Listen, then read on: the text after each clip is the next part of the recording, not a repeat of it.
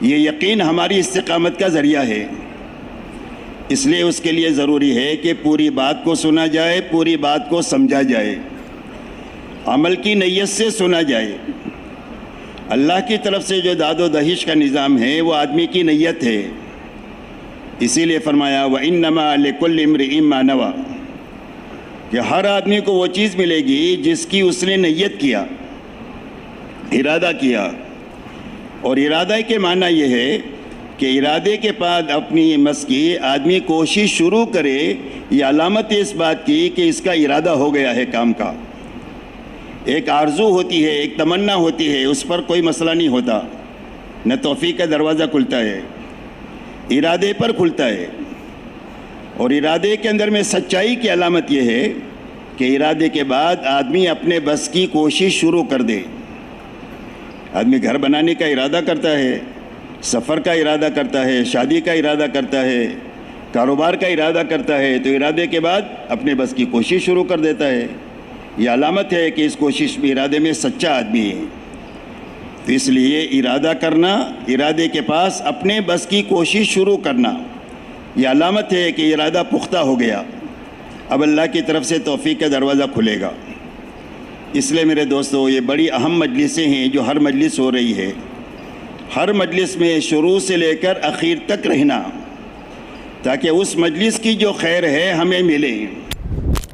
جب ساری مجلس کی خیر جمع ہو جائے گی تو کام کی ایک مضبوط شکل ہمارے ذہنوں میں اللہ قائم فرما دیں گے کہ کام کی یہ شکل ہے اور اس کی پوری شکل یہ ہے۔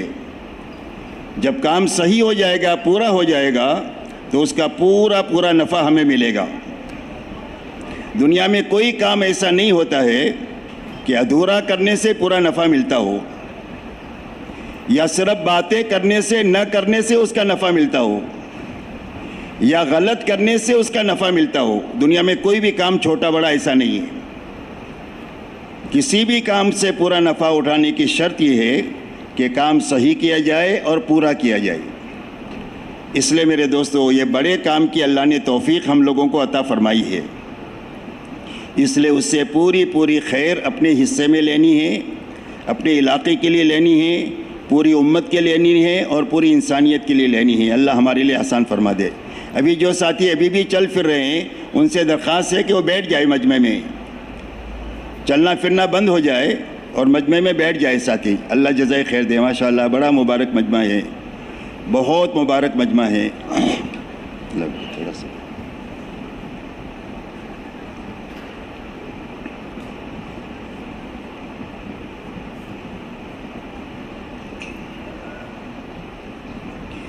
میرے محترم بزرگ اور دوستو، سمجھنے اور سمجھانے کی بات یہ ہے کہ روئے زمین پر بسنے والے ہر ایک مرد اور ہر ایک عورت کی دنیا اور آخرت بنانے کے لیے اللہ نے دین اسلام اتارا ہے، اور اپنی سنت یہ جاری فرمائی ہے کہ جو کوئی بھی دین اسلام کے ساتھ زندگی گزارے گا اور اسی پر مرے گا، اللہ اس کی دنیا کی چھوٹی سی زندگی کو حیات طیبہ کی شکل میں بنا دیں گے، اور آخرت جنت اور اپنی رضا کی شکل میں بنائیں گے، جہاں سے کبھی نکلنا نہیں ہوگا، جہاں پر اللہ کی ناراضگی کبھی نہیں ہوگی۔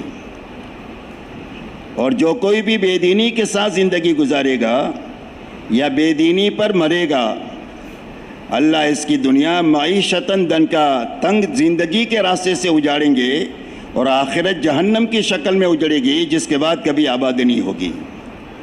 اللہ کی یہ ایسی سنت ہے کہ اس میں کبھی بھی تبدیلی نہیں ہوگی۔ اس لیے امت جن مسائل سے دوچار ہے، ان مسائل سے نکلنے کا واحد راستہ صرف پورا دین ہے، اپنی حقیقت کے ساتھ زندگیوں میں آنا ہے۔ جتنی محنت دعوت اور تبلیغ کی پوری دنیا میں ہو رہی ہے، اس کی یہی غرض و غایت ہے کہ ہر فرد امت کی زندگی میں پورے دین پر چلنے کی طاقت پیدا ہو جائے۔ امت کو دین معلوم بھی ہے، دین پر چلنے کے وسائل بھی ہے، لیکن اندر میں دین پر چلنے کی طاقت نہیں ہے۔ طاقت پیدا ہو جائے گی تو زندگی عام دین آسانی کے ساتھ آ جائے گا۔ اس لیے غرض ہے دعوت کی، محنت کی۔ دوسری بات میرے دوستو یہ سمجھنا ہے کہ اللہ تعالیٰ نے جو دین عطا فرمایا ہے وہ آسان دیا ہے، مشکل نہیں دیا، اس لیے کہ اللہ اپنے بندوں پر بہت مہربان ہیں، تو مہربانی کے ناطے اللہ نے آسان دین دیا، مشکل نہیں دیا۔ اللہ اپنے بندوں کے لیے آسانی چاہتے ہیں، مشکل ہی نہیں چاہتے، اسی لیے دین میں کوئی تنگی نہیں رکھی، اور اللہ نے کسی آدمی کو بھی اس کی طاقت سے زیادہ کا مکلف بنایا نہیں۔ جو کام جس سے متعلق ہے اس لیے ہے کہ اس کے بس میں ہے، اگر بس میں نہیں ہوگا تو اللہ اس کا مکلف اس کو بنائیں گے ہی نہیں۔ اسی لیے نماز روزہ سب کے بس میں ہیں، اللہ نے سب پر فرض کیا، لیکن زکوٰۃ اور حج سب کے بس میں نہیں ہے تو سب پر فرض نہیں کیا۔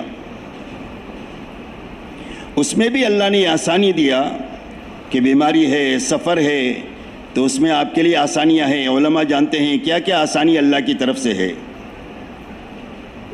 ایک آدمی جوانی میں عبادت کرتا ہے، تندرستی میں عبادت کرتا ہے، مقام پر عبادت کرتا ہے، سفر میں چلا گیا یا بوڑھا ہو گیا یا بیمار ہو گیا، تو جو کام پہلے حالت میں ہو سکتا تھا ابھی نہیں ہو رہا ہے، تو نہ کرنے کے باوجود بھی اقامت کی، تندرستی کی اور جوانی کی عبادت لکھی جائے گی، اس لیے کہ اللہ نے دین کو آسان بنایا ہے۔ یہ دوسری بات سمجھنے کی ہے اور پوری امت کو سمجھانی ہے کہ دین دیا ہے اور آسان دیا ہے، ہر زمانے کے لیے آسان ہے اور ہر فرد کے لیے آسان ہے۔ آپ کے زمانے سے لے کر قیامت تک کے لیے یہ دین آسان ہے۔ شرط یہ ہے کہ آدمی چلنے کا ارادہ کرے، اپنے بس کی طاقت لگاوے، تو ہر زمانے میں آسان ہے اور ہر فرد کے لیے آسان ہے، کسی کے لیے دین مشکل نہیں ہے، سب کے لیے آسان ہے۔ یہ دوسری بات ہے جو سمجھنی ہے اور پوری امت کو سمجھانی ہے۔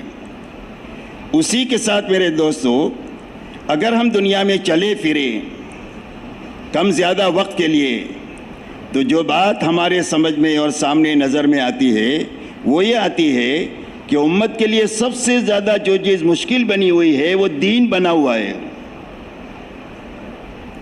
دنیا کے کوئی کام نہیں چھوٹے ہیں امت سے، تجارت ہے، کھیتی ہے، ملازمت ہے، ڈاکٹری ہے، انجینئر ہے، حکومت ہے، سارے کام بخوبی ہو رہے ہیں، پوری زندگی ہو رہے ہیں۔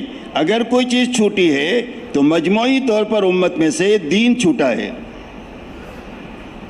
جہاں تک انفرادی دین کی سوال ہے تو الحمدللہ دنیا میں موجود ہے، نماز بھی موجود ہے، زکوٰۃ بھی موجود ہے، حج بھی موجود ہے، اور مردوں میں بھی ہے، عورتوں میں بھی ہے، مالداروں میں بھی ہے، غریبوں میں بھی ہے۔ لیکن مجموعی طور پر اگر دین کو دیکھنا ہو تو آپ بھلے کہنے کو یہ کہہ لو کہ دنیا میں 60-70 مسلمانوں کے ملک ہے، لیکن کوئی ملک ایسا نہیں بتلا سکتے ہیں کہ جس ملک کے 100% ایمان والے پورے دین پر چل رہے ہو۔ ملک کو آپ چھوڑے، کوئی صوبہ نہیں بتلا سکتے، صوبے سے نیچے کوئی تحصیل اور تحصیل سے نیچے کوئی گاؤں کہ جس میں 3000 مسلمانوں کے گھر ہوں اور 20,000 بالغ مرد اور عورتیں رہتی ہوں اور وہ 100% دین پر چل رہی ہو، ایسا گاؤں بتانا بھی ہمارے لیے مشکل ہو گیا کہ بھئی بات میں صحیح کہہ رہا ہوں کہ غلط کہہ رہا ہوں۔ تو یہ سمجھنے کی ضرورت ہے کہ آسان دین امت کے لیے مشکل کیوں ہوا، اور دوبارہ آسان ہونے کی کیا شکل ہو سکتی ہے، یہ دو باتیں سمجھنا ہے، اس کے لیے ہم لوگ جمع ہوئے ہیں۔ اگر ہم غور کریں گے کہ آسان دین امت کے لیے جو مشکل ہوا ہے اس کی دو وجہ ہے، ایک یقین کی خرابی ہے اور ایک ماحول کی خرابی ہے۔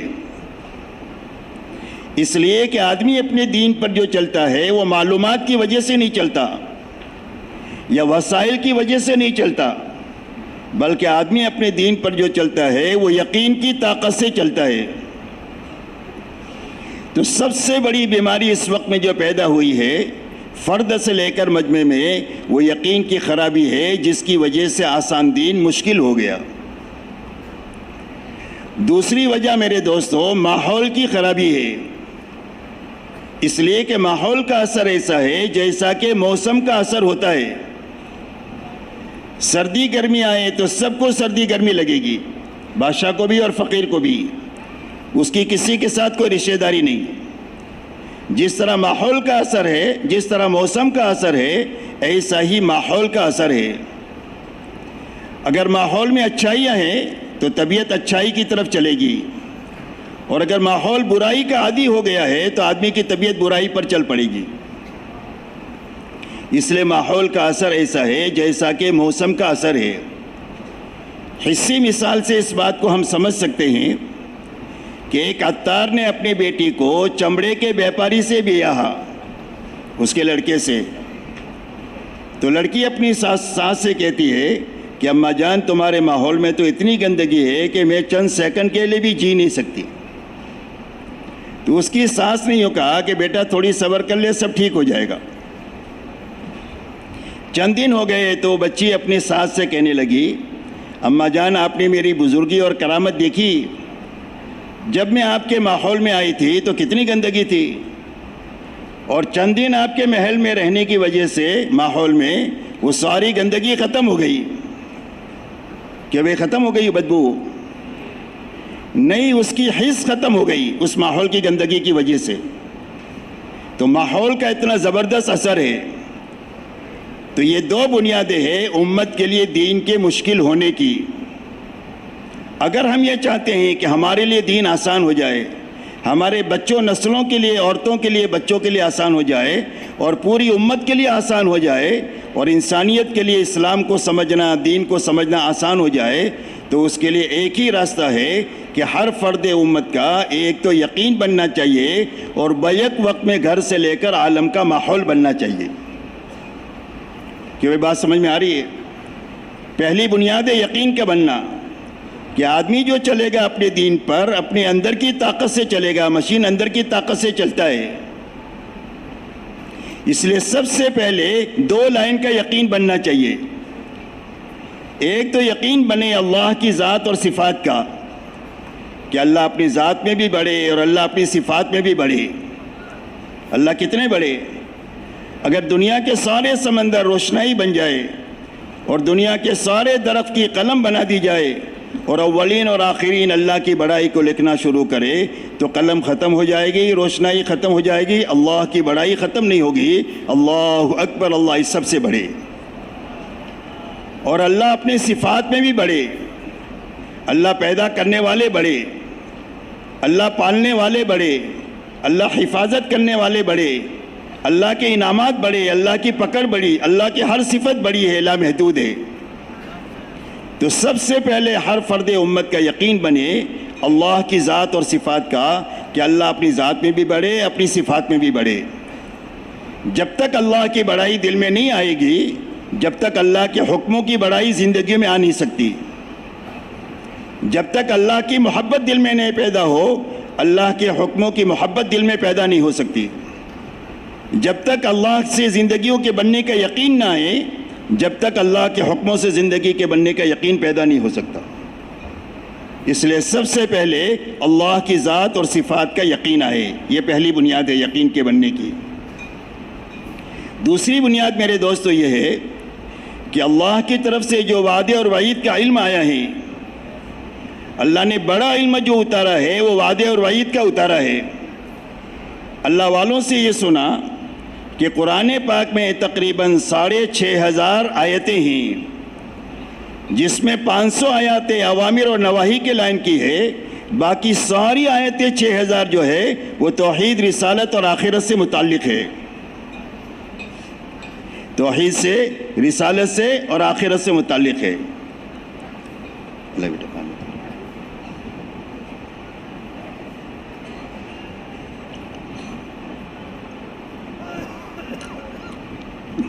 اللہ تعالیٰ نے بڑا علم جو اتارا ہے وہ وعدے وعید کا علم اتارا ہے. اور سارے نبیوں کو اللہ تعالیٰ نے بشیر اور نذیر بنا کر کے بھیجا ہے. سارے نبیوں کی دو صفتیں بتلائی، مبشرین ہیں، منذرین ہیں. اس لیے کہ لوگوں کے دلوں تک حق کے جانے کا راستہ بشارت اور انذار کا ہے. کہ لوگوں کے دلوں تک کیسے جائے گا؟ فرما بشارتیں سنائی جائے. بھائی دیکھو، آپ جو لوگ مجھے اوپر بٹھائے نا، آپ لوگوں نے، مجھے نظر آ رہا ہے کون جاگ رہا ہے، کون سو رہا ہے. یہ دیکھو میرے سامنے بیٹھ کر سو رہے، اتنے ہمت والے ہیں ماشاءاللہ. دیکھو اس لیے آپ سے درخواست ہے بھائی سوؤ نہیں. اگر آپ سوئیں گے تو پھر مجلس وقت سے پہلے ختم ہو جائے گی. کام بھلے پورا نہ ہو، کیوں بھائی وقت کام پورا ہونا چاہیے کہ مجلس ختم ہونی چاہیے وقت سے پہلے. اس لیے جاگ کر سنیں، یہ ہمارے پر مہربانی ہوگی، ہماری سب پر، اپنی ذاتوں پر بھی ہوگی اور اپنے مجمع پر بھی ہوگی اور بات کرنے والے پر بھی مہربانی ہوگی کہ ہم جاگ کر سنیں. اسی لیے میں نے پہلے بتایا تھا کہ نیند کس راستے سے آئے گی، کس راستے سے بھاگے گی، اس راستے کو آپ اپنائیں تاکہ نیند آوے نہیں، اور آوے تو اس کو بھگاوے آپ ایسا اس طریقے سے. اور پوری بات جاگ کر سنیں، اس لیے کہ بات کا جو حصہ چھوٹے گا وہ کام ادھورا ہوگا. جو حصہ بھی بات کا، یہ تقریر نہیں ہے، یا سمجھو یہ جو مجلس ہے وہ تقریر نہیں ہے، یہ ایک کام کی مجلس ہے، اور کام کے لیے ضروری ہے کہ پورا سمجھایا جائے، پورا کیا جائے. اس لیے میرے دوستو آپ سے ادب کے ساتھ یہ درخواست ہے، علماء سے درخواست بھی ہم ادب سے ہی کر سکتے ہیں، باقی جو ہے وہ ادب سے درخواست ہے. میرے دوستو یہ بہت بڑے کام ہو رہا ہے جو ہمارے زمانے میں ہے، اس لیے اس کو اچھی طرح ہم کو سمجھنا ہے، اچھی طرح کرنا ہے، اچھی طرح کرنے والے آدمی تیار کرنا ہے. یہ کام کا صحیح رخ ہے، اچھی طرح سمجھنا، اچھی طرح کرنا اور اچھی طرح کرنے والے آدمی تیار کرنا، آدمی بنانے کا کام ہے. حضور صلی اللہ علیہ وسلم نے ایسے ہی اس کام کو کیا ہے. اس لیے میرے دوستو لوگوں کے قلوب تک حق کے جانے کا راستہ بشارت اور انذار کا ہے، فضائل کا ہے، وعدے اور وعید کا ہے. اس لیے اللہ تعالیٰ نے ترغیب اور ترہیب کا بڑا علم اتارا ہے. اس راستے سے لوگوں کے دلوں تک حق جائے گا اور حق پر چلنے کی طلب پیدا ہو جائے گی تو اس کے بعد علم بھی زندہ ہو جائے گا، عمل بھی زندہ ہو جائے گا. علم بھی زندہ ہو جائے گا اور ذکر بھی زندہ ہو جائے گا. سارے نبیوں کی بعثت دعوت، تعلیم اور تزکیہ، دعوت، علم اور ذکر، یہ تین بنیادوں کے ساتھ ہوتی ہے.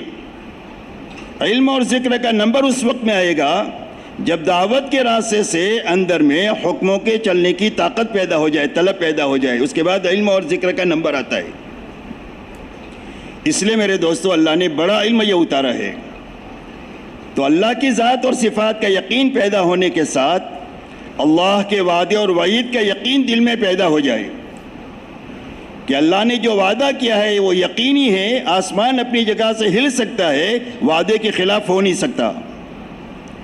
جو وعید اللہ کی طرف سے آئی ہے وہ وعید یقینی ہے، زمین اپنی جگہ چھوڑ سکتی ہے، وعید کبھی غلط نہیں ہو سکتی. اس لیے وعدے اور وعید کا یقین دل میں پیدا ہو جاوے. یہ دو لائن کا یقین ہے. فرمایا الصدق ینجی والکذب یہلک، ایک وعدہ ہے، ایک وعید ہے کہ سچ سے نجات ملے گی، جھوٹ سے ہلاکت آئے گی. یہ وعدہ ہے، یہ وعید ہے. یمحق اللہ الربا ویربی الصدقات، ایک وعدہ ہے، ایک وعید ہے کہ صدقے سے مال بڑھے گا، سود سے مال مٹے گا. یہ وعدہ ہے، یہ وعید ہے. تو اللہ تعالیٰ نے بڑا علم جو اتارا ہے وہ وعدے اور وعید کا علم اتارا ہے.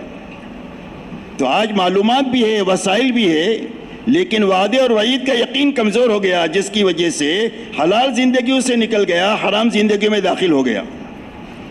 سچ زندگی میں سے نکل گیا، جھوٹ زندگی میں فیشن بن گیا.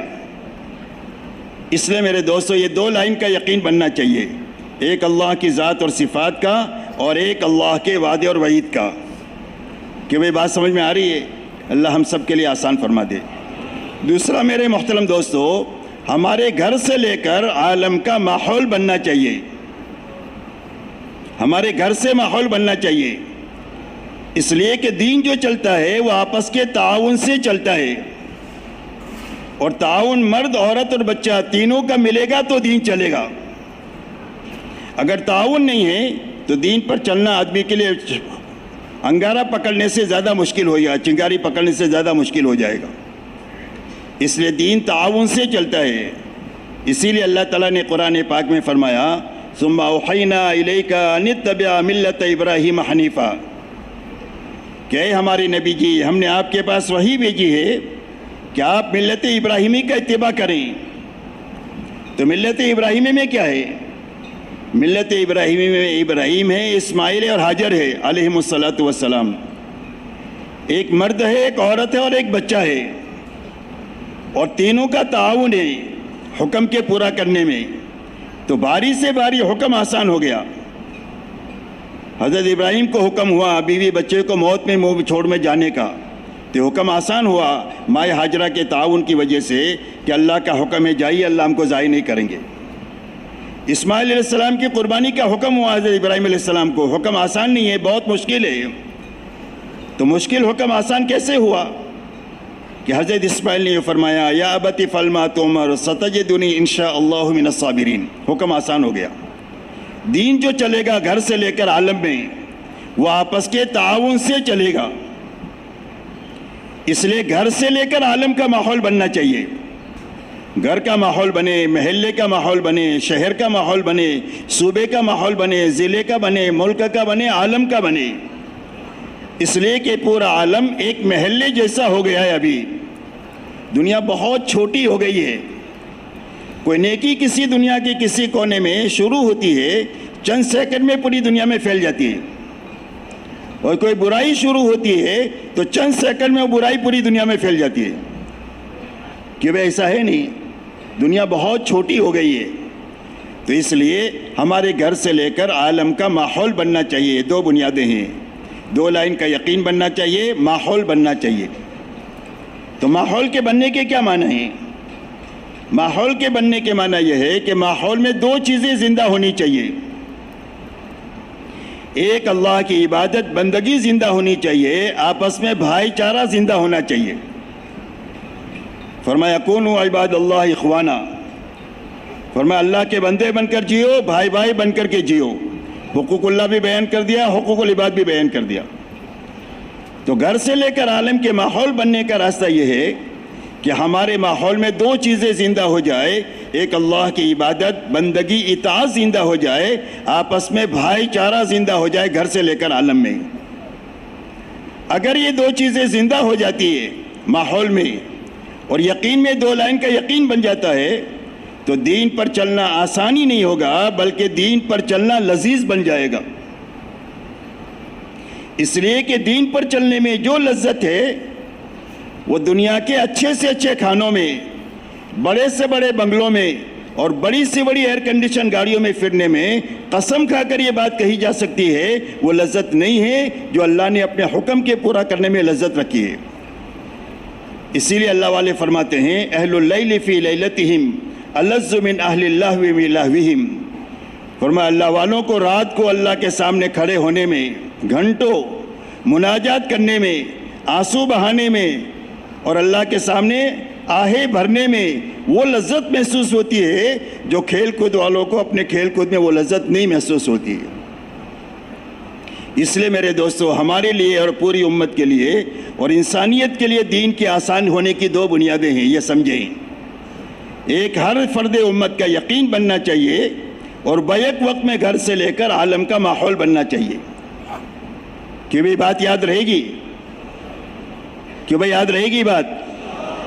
میرے ایک دوست ہے، انہوں نے کہا تھا کہ آسان سے آہستہ بات کرنا، اس لیے کہ میری بات کرنے کی سپیڈ بہت زیادہ ہے، تو میں کوشش کر رہا ہوں بات کو آہستہ آہستہ کرنے کی، تاکہ جو اردو کم بھی جانتے ہو وہ بھی بات سمجھ لیں۔ کہ بھئی بات سمجھ میں آ رہی ہے جو میں کر رہا ہوں وہ؟ اللہ قبول فرمائے، آسان فرمائے، بڑا مبارک مجمع ہے۔ اس لیے میرے دوستو، یہ دو بنیادیں ہیں دین کے آسان ہونے کے لیے، لذیذ ہونے کے لیے۔ اب بیک وقت میں ہر فرد کا یقین بنے، دو لائن کا، اور بیک وقت میں گھر سے لے کر عالم کا ماحول بنے، اس کے لیے اللہ تعالیٰ نے حضور پاک صلی اللہ علیہ وسلم کو ایک تو کامل شریعت لے کر کے بھیجا، پورا دین جس میں زندگی کے ہر میدان میں رہبری ہے، تو آپ کو ایک پوری شریعت لے کر کے بھیجا، اور ہر فرد امت میں شریعت پر چلنے میں کامیابی کا یقین پیدا ہو جائے، اور بیک وقت میں ماحول میں شریعت زندہ ہو جائے، اس کے لیے آپ کو اعمال نبوت لے کر کے بھیجا، کہ جن اعمال نبوت میں مشغولی کی وجہ سے بیک وقت میں فرد بنے گا اور بیک وقت میں ماحول بنے گا، دونوں کام ایک ساتھ ہوں گے۔ جیسے تجارت میں دو نفع ایک ساتھ ہے، آدمی خریدار بھی نفع اٹھاتا ہے، بیچنے والا بھی نفع لے کر اپنے گھر میں جاتا ہے، ایسا ہی آپ کو ایسے اعمال نبوت لے کر بھیجا گیا کہ ان اعمال نبوت میں مشغولی کی وجہ سے بیک وقت میں فرد بنے، بیک وقت میں ماحول بنے۔ ان اعمال کی سب سے پہلی بنیاد دعوت اللہ ہے۔ آپ کی بعثت ایسے زمانے میں ہوئی ہے جب جہالت آخری درجے کی تھی اور گمراہی آخری درجے کی تھی، ایسے وقت میں آپ کی بعثت ہوئی۔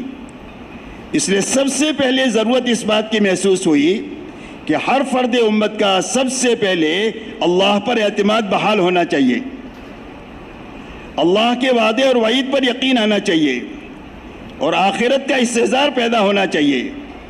اس لیے سب سے پہلے آپ کو داعی بنا کر کے اللہ نے بھیجا کہ آپ لوگوں میں چل پھر کر کے ان بے طلب اللہ کے بندوں کو بے غرض بن کر آپ ان کو اللہ سمجھائیں۔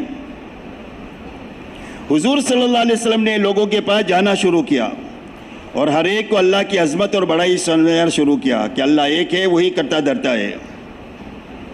یہ پہلی بنیاد ہے جس کے ساتھ آپ کی بعثت ہوئی، دعوت اللہ۔ دوسری بنیاد جس کے ساتھ آپ کی بعثت ہوئی، آپ کو اللہ نے علم دے کر بھیجا، یعنی تعلیم کے ساتھ بھیجا۔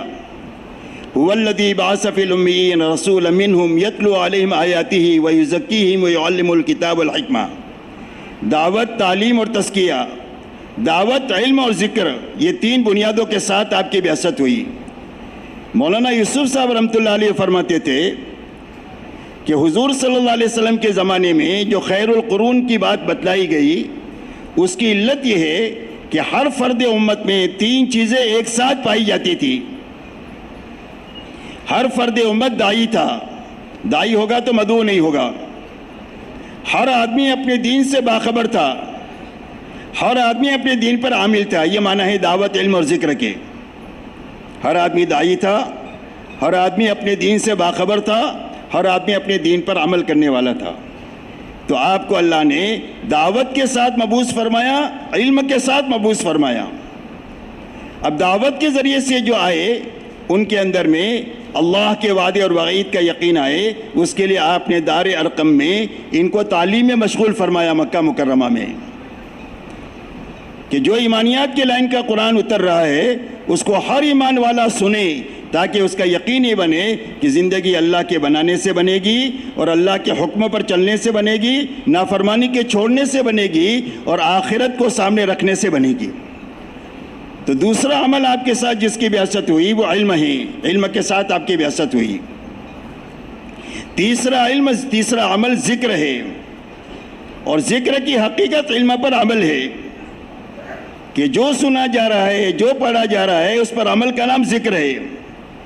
اسی لیے فرمایا کل مطیع ذاکر، فرمایا ہر اطاعت کرنے والا آدمی ذاکر ہے۔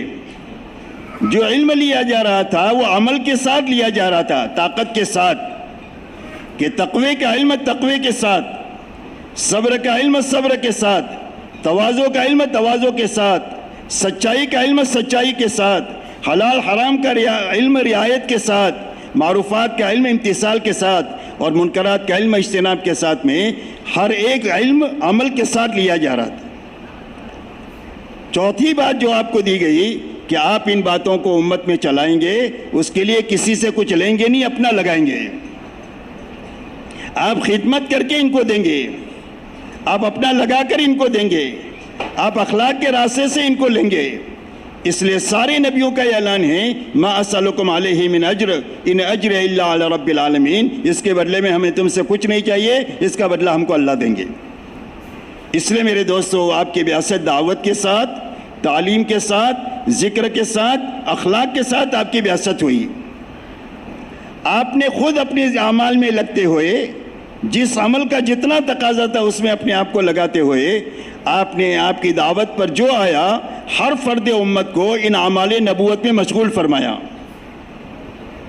کہ ہر آدمی دعوت کے ساتھ میں جیے، ہر آدمی علم کو سیکھے سکھائے، ہر آدمی علم پر عمل کرے، اور اپنی جان مال سے اللہ کے مخلوق کو راحت پہنچاتے ہوئے دین کے راستے پر اور آخرت کے راستے پر ڈالے۔ آپ نے ہر فرد امت کو ان اعمال میں مشغول فرمایا، اور ان اعمال میں مشغول کرنے کے لیے آپ نے امت کے لیے دو میدان تجویز فرمائے، ایک نقل و حرکت کا اور ایک مقامی محنت کا۔ ایک ہجرت سے مشابہ ہے اور ایک نصرت سے مشابہ ہیں، اور آپ نے امت میں 2 ہی جماعتیں بنائی، تیسری کوئی جماعت نہیں ہے، یا مہاجرین ہیں یا انصار ہے، اور قیامت تک اللہ کی رضا مہاجر اور انصار کے ساتھ میں ہے، اور اخلاص کے ساتھ ان دونوں کے پیچھے پیچھے چلنے والوں کے ساتھ ہے۔ اسی لیے فرمایا والسابقون الاولون من المہاجرین والانصار والذین اتبعوہم باحسان رضی اللہ عنہ ورضوا عنہ۔ فرمایا سابقین اول مہاجر و انصار میں کے، اور جو ان کے پیچھے پیچھے اخلاص کے ساتھ چلا، اللہ ان سے بھی راضی ہو گیا اور پیچھے چلنے والوں سے بھی اللہ راضی ہو گیا۔ اور اللہ نے ان دونوں جماعت کو قرآن میں سچا بتلایا ہے، ایک جگہ مہاجرین کو وضاحت کے ساتھ بتلایا، ایک مرتبہ محنت کرنے والوں کو سچا بتایا ہے قرآن کی آیت میں، آپ حضرات جانتے ہیں کہ یہ سچے لوگ ہیں، اور سارے ایمان والوں کو حکم ہے کہ اللہ سے ڈر کر زندگی گزارو اور ان سچے لوگوں کے ساتھ رہو، اور قیامت تک جو سچوں کی پوری پیروی کرے ان سچوں کے ساتھ رہو۔ اس لیے میرے دوستو، آپ نے محنت کے یہ 2 میدان تجویز فرمائے۔ اگر ہم یہ چاہتے ہیں کہ ہمارے لیے اور امت کے لیے دین آسان و لذیذ ہو، اس کی 2 ہی بنیادیں ہیں، ایک ہر فرد امت کا یقین بننا چاہیے، اور گھر سے لے کر عالم کا ماحول بننا چاہیے۔ یقین بنا، ماحول نہیں بنا تو دین پر چلنا اتنا مشکل ہے جیسا چنگاری کو ہاتھ میں لینا۔ مکہ مکرمہ میں یقین پہاڑوں سے زیادہ مضبوط تھا، لیکن ماحول نہیں بنا 13 سال تک، تو آپ دیکھو دین پر چلنے میں کتنی دشواری آئی ہے۔ وہ دشواری آپ کے سامنے ہیں۔ 2 مرتبہ حبشہ کی ہجرت وجود میں آئی، مدینہ منورہ کی ہجرت وجود میں آئی، ایسے حالات ہیں کہ مکہ مکرمہ کے اندر میں ماحول بن نہیں سکا، تو دین پر چلنے میں دشواریاں بڑھتی ہی چلی گئی یہاں تک کہ ہجرت کرنی پڑی۔ مدینہ منورہ میں ماحول بن گیا، لیکن کچھ لوگوں کا جو منافقین کا ٹولہ تھا ان کا یقین نہیں بنا، تو اس ماحول کے ملنے کے باوجود بھی کفر نفاق پر جیے اور نفاق پر مرے۔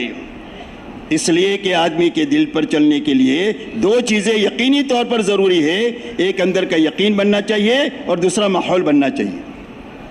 حضور صلی اللہ علیہ وسلم نے 23 سالہ دور نبوت میں پوری امت کو ان 2 میدانوں میں چلایا، نقل و حرکت میں اور مقامی محنت میں۔ مکی زندگی میں مقامی نقل و حرکت ہے، وہاں خروج نہیں ہے۔ مدنی زندگی میں اجتماعی نقل و حرکت ہے۔ تقریباً 27 کے قریب سفر آپ نے فرمائے، اور اپنے صحابہ سے تقریباً 150 سفر کروائے۔ کن حالات میں سفر ہوئے؟ حالات یہ ہے کہ آپ کے گھر میں 2 مہینے گزر رہے ہیں اور چولہا نہیں چل رہا، یہ حالات ہے آپ کے گھر کے۔ مسجد نبوی کی سب بھوک کی وجہ سے گر جا رہی ہے، یہ حالات ہے۔ کپڑوں کی اتنی تنگی ہے کہ ایک دوسرے کی اوٹ میں بیٹھتے ہیں کہ ستن نہ کھل جائے۔ سواریوں کی اتنی کمی ہے کہ 10 سوار ایک سواری پر باری سوار ہوتے ہیں۔ پیر تھک گئے، چلتے چلتے پھٹ گئے تو چتھڑے باندھ کر کے چل رہے۔ اس بے سر و سامانی میں تقریباً 150 سفر کروائے حضور صلی اللہ علیہ وسلم نے صحابہ کے، کم و بیش وقت کے لیے، نزدیک دور کے لیے، چھوٹی بڑی جماعتیں بنا کر کے۔ اور ان جماعتوں میں یہ بات کہتا چلوں، مولانا مناظر حسن صاحب نے لکھا ہے کہ پورے 23 سال کے عرصے میں ٹوٹل جتنی جانیں گئی ہے وہ 1800 سے زیادہ نہیں گئی۔ ٹوٹل جانیں، آج تو روزانہ 2000 سے زیادہ لوگ پوری دنیا میں مرتے ہیں، اور دنیا میں فساد بڑھتا ہے، خیر نہیں بڑھتی۔ حضور صلی اللہ علیہ وسلم کے 23 سالہ دور نبوت میں 1800 جانیں گئی ہے، اور انہوں نے آگے چل کر یہ لکھا ہے کہ غزوات میں اور سفروں میں اور معرکوں میں جو جانے گئی ہے وہ 600 سے زیادہ نہیں ہے۔ اس میں صحابہ کی شہادتیں تو تقریباً 300 یا 350 ہی ہوگی وہ 600 میں سے، باقی اور صحابہ دھوکے سے بھی مارے گئے ہیں، جو واقعات آپ جانتے ہیں۔ اور اتنی بڑی قربانی کے راستے، اتنی بڑی قربانی ہے، لیکن تعداد کے اعتبار سے اگر آپ دیکھیں تو ایک چھوٹی قربانی سے اتنی بڑی خیر دنیا میں وجود میں آئی ہے۔ اس لیے میرے دوستو، آپ نے پوری امت کو ان بنیادوں میں اٹھایا، دعوت پر اٹھایا، علم کے سیکھنے سکھانے پر اٹھایا، اس علم پر عمل کرنے پر اٹھایا۔ ہر فرد امت ان میں لگے، اپنی جان مال لگا کر کے لگے، کسی سے لے کر نہ لگے، اپنے آپ کو تھکائے مٹائے، کسی سے کچھ نہ لے۔ ان بنیادوں پر آپ نے اٹھایا۔ جب 23 سال میں محنت پوری ہو گئی تو آپ دیکھیں 23 سال میں دونوں کام ہو گئے، مجمع بھی بن گیا اور ماحول بھی بن گیا، مجمع بھی بن گیا اور ماحول بھی بن گیا۔ مجمع ایسا بنا کہ جس مجمع کے بارے میں حضور صلی اللہ علیہ وسلم ارشاد فرماتے ہیں اصحابی کالنجوم بأیہم اقتدیتم اہتدیتم، میرے سارے صحابہ ستاروں کے مانند ہیں، ہر ستارہ حرکت میں ہے، ہر ستارہ نور لیے ہوئے ہیں، میرے سارے صحابہ حرکت میں بھی ہے اور نور لیے ہوئے ہیں، جس کے پیچھے بھی تم چلو گے وہ تم کو اللہ تک اور جنت تک پہنچا دیں گے۔ ایک ایک صحابی اس سطح کا بنا 23 سالہ محنت کے نتیجے میں۔ ایک اللہ والوں کے خواب میں ایک صحابی نے آ کر یہ فرمایا کہ اے فلانے، اگر ہم میں کا ایک بھی زندہ ہوتا تو اللہ کا دین ایسا نہیں مٹتا جیسا تم لوگوں کی موجودگی میں مٹ رہا ہے۔ ایک صحابی پوری امت کو سنبھال لے اور پوری اسلام کو دنیا میں سنبھال لے، اس سطح کے آدمی 23 سالہ دور نبوت کے راستے سے آپ کے ہاتھوں بنے۔ تو مجمع یقین کے اعتبار سے ایسا بنا کہ فرمایا جس کے پیچھے چلو گے وہ تم کو اللہ تک اور جنت تک پہنچا دیں گے۔ ماحول ایسا بنا میرے دوستو پورے حجاز کا، خصوصیت کے ساتھ مدینہ منورہ کا، کہ جس ماحول میں 100% ایمان والوں کے دلوں میں اللہ رسول کی محبت سب سے زیادہ تھی، اور یہ ایمان کی علامت بتلائی ہے ایک آیت میں 8 چیزوں کو گنایا اللہ نے۔ اگر تمہارے باپ، تمہارے بیٹے، تمہارے بھائی، تمہاری بیوی، تمہاری برادری، تمہارا مال، تمہاری تجارت، تمہارے مکانات، یہ 8 چیزیں گنائی ہے، اگر وہ زیادہ پسند ہے تمہیں اللہ سے اور اللہ کے نبی سے اور اللہ کے دین کی محنت اور قربانی سے، تو فرمایا اللہ کے عذاب کا انتظار کرو، اور اللہ فاسق قوم کو کبھی منزل مقصود تک نہیں پہنچاتے۔ اس لیے فسق سے نکلنے کا راستہ یہ ہے کہ ہر انسان کے دل میں اللہ کی محبت، اللہ کے نبی کی محبت، اللہ کے کلمے کی سربلندی کی محبت ساری چیزوں سے زیادہ بڑھ جاوے۔ اس لیے میرے محترم دوستو، حضور صلی اللہ علیہ وسلم نے جب یہ محنت 23 سالہ فرمائی تو اس کے راستے میں ایک تو مجمع بن گیا اور ایک ماحول بن گیا۔ مجمع یقین کے اعتبار سے بھی بنا، عمل کے اعتبار سے بھی بنا۔ کانو کتاب اللہ یمشون الارض، زمین پر چلتی پھرتی اللہ کی کتاب تھے۔ جس کو قرآن سمجھنا ہے ان کی زندگی کو سمجھا جا سکتا ہے کہ سارے فرائض ان کی زندگی میں ہیں، سارے حرام سے ان کی زندگیاں پاک ہے، پوری زندگی کامل اتباع کے ساتھ ہے حضور صلی اللہ علیہ وسلم کی۔ ایسا علم و عمل کے اعتبار سے اور یقین کے اعتبار سے مجمع بن گیا، اور ماحول خصوصیت کے ساتھ مدینہ منورہ کا ایسا بن گیا کہ جس ماحول میں سارے ایمان والوں کے دلوں میں اللہ رسول کی محبت سب سے زیادہ تھی۔ تلاش کرنے سے آپ کو کوئی بے نمازی نہیں ملے گا، مسلمان اور بے نمازی ہو اس کا تصور نہیں ہو سکتا۔ ہر آدمی اپنے دین سے باخبر تھا، اپنے دین پر عمل کرنے والا تھا، ہر ایک دوسروں کی حقوق کی ادائیگی کے ساتھ جینے والے تھے، بلکہ احسان کرنے والے تھے، ایثار کرنے والے تھے، حیا اور سادگی کے ساتھ جینے والے تھے، ایک دوسرے کے کام آنا سعادت سمجھتے تھے، اپنی ضرورت کو اٹکانا، دوسرے کی ضرورت پوری کرنا اس کو سعادت سمجھتے تھے۔ یہ اس معاشرت کا حال بنا ہے۔ سارے اللہ کے اور آخرت کے طالب ملیں گے، کوئی دنیا کا طالب نہیں تھا، کوئی اقتدار کا چاہت کرنے والا نہیں تھا۔ آپ نے 23 سالہ محنت کے ذریعے سے ایسا مجمع بنایا ہے کہ جس مجمع میں اقتدار کی ہوس ختم ہو گئی، بڑے بننے کا جذبہ ختم ہو گیا، اور ان کے دلوں سے مال کی محبت ختم ہو گئی۔ اور اللہ ہر ایمان والے سے یہ چاہتے ہیں کہ اس کا مال جیب میں ہونا چاہیے، دل میں نہیں ہونا چاہیے، بڑا بننے کا جذبہ نہیں ہونا چاہیے، بڑائی صرف اللہ ہی کی شان ہے۔ وَلَهُ الْكِبْرِيَاءُ فِي السَّمَاوَاتِ وَالْأَرْضِ، اور اقتدار کی ہوس نہیں ہونی چاہیے۔ جب یہ چیزیں پیدا ہو جاتی ہے تو جو کوئی نعمتیں اللہ کی ملی ہوئی ہوتی ہے وہ نعمتیں ختم ہونا شروع ہوتی ہے۔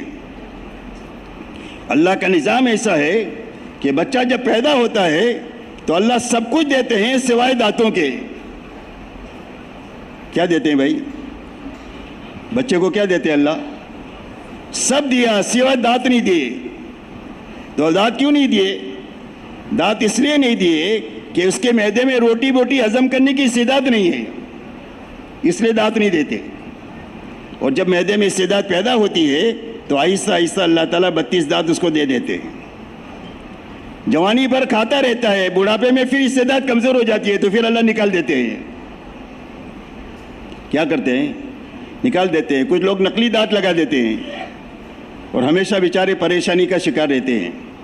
इसलिए मेरे दोस्तों, इस उम्मत से 23 साल मेहनत के उस रुख से इसको गुजारा गया है कि माल की मोहब्बत भी ख़त्म हो गई, इक़्तिदार की हवस भी ख़त्म हो गई। माल आया है तो ये माल देख करके खुशी नहीं मना रहे हैं बल्कि रो रहे हैं। और इक़्तिदार के लिए कभी इनको गवर्नर बनाने की कोशिश हो रही है तो जाने के लिए तैयार नहीं है कि कहीं हमारा दीन ख़राब ना हो जावे। जब मजमे की ये सतह बनी है तो उस मजमे से अल्लाह ने दुनिया में खैर के वजूद में लाने का काम लिया है। दावत और तबलीग की मेहनत, ये दो चीज़ों को ख़त्म करने के लिए हर आदमी को कहा जाता है कि अपनी जान माल लगाओ।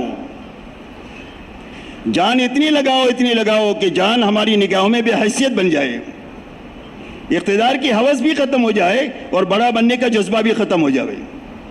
इसलिए कि दो भूखे भेड़िए बकरियों के रेवड़ में छोड़ दिया जाए, वो इतना नुकसान नहीं करेंगे जितना माल की मोहब्बत वाला और बड़ा बनने के जज्बे वाला दुनिया में करेगा।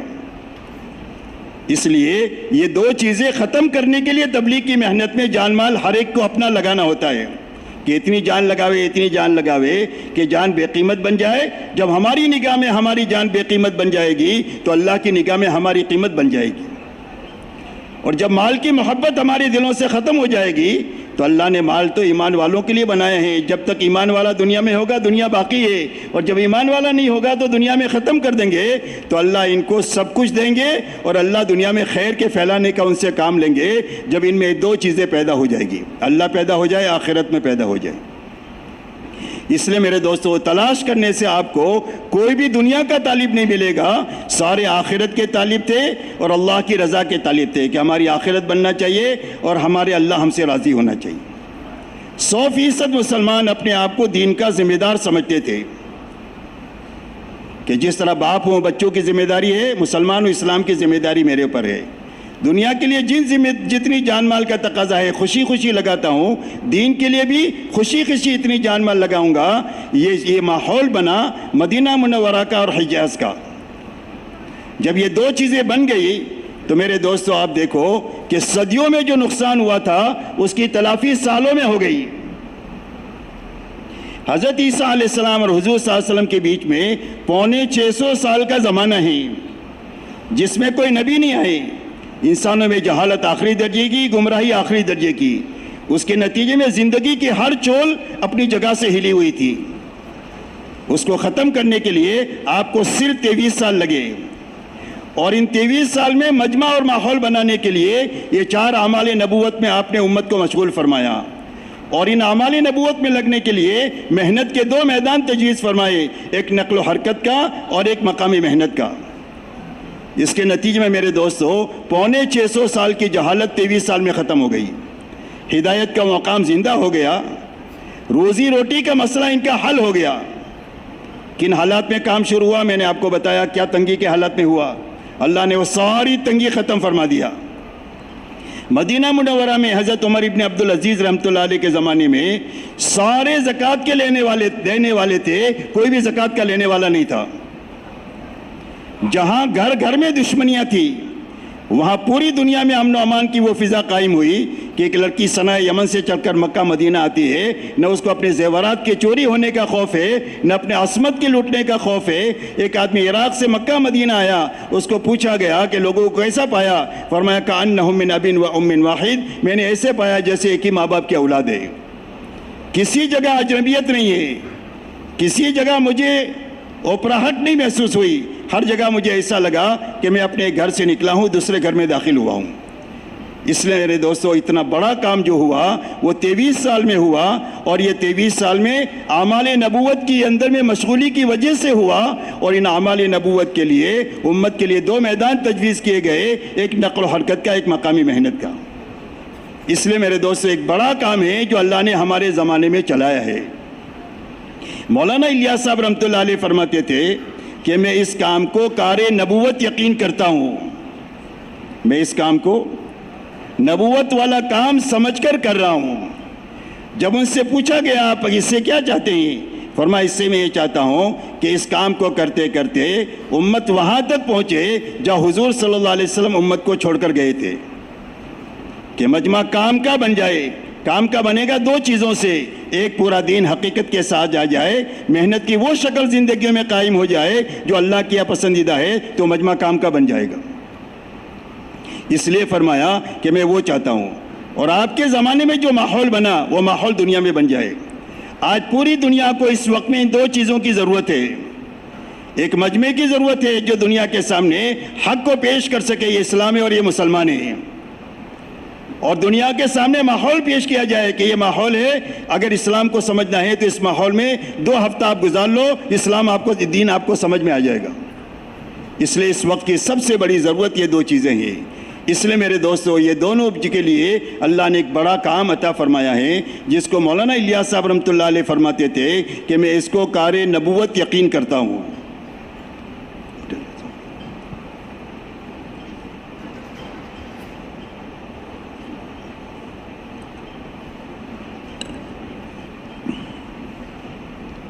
ایک مرتبہ مولانا یوسف صاحب رحمۃ اللہ علیہ سے فرمایا کہ بیٹا یوسف، یہ تو قطب بنانے کا کام ہے۔ یہ کام کیا ہے؟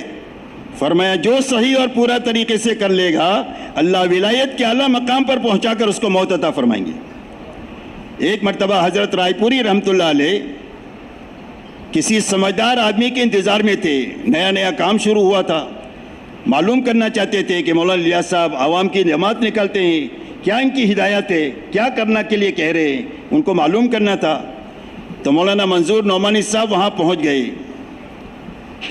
فرمایا اچھا ہوا آپ آ گئے۔ پوچھا مولانا کیا تعلیم دیتے ہیں جماعتوں کو؟ تو مولانا منظور نعمانی صاحب رحمۃ اللہ علیہ کے پاس میں مولانا کی ہدایت لکھی ہوئی تھی کہ جماعتوں کو کیا کرنا ہے۔ تو انہوں نے مولانا حضرت رائے پوری رحمۃ اللہ علیہ کے سامنے اس کو پڑھنا شروع کیا۔ چند ہی باتیں پڑھی ہوگی کہ حضرت رائے پوری رحمۃ اللہ علیہ نے یہ فرمایا، بس مولانا بس کرو، اتنا کر لیں گے تو قطب بن جائیں گے۔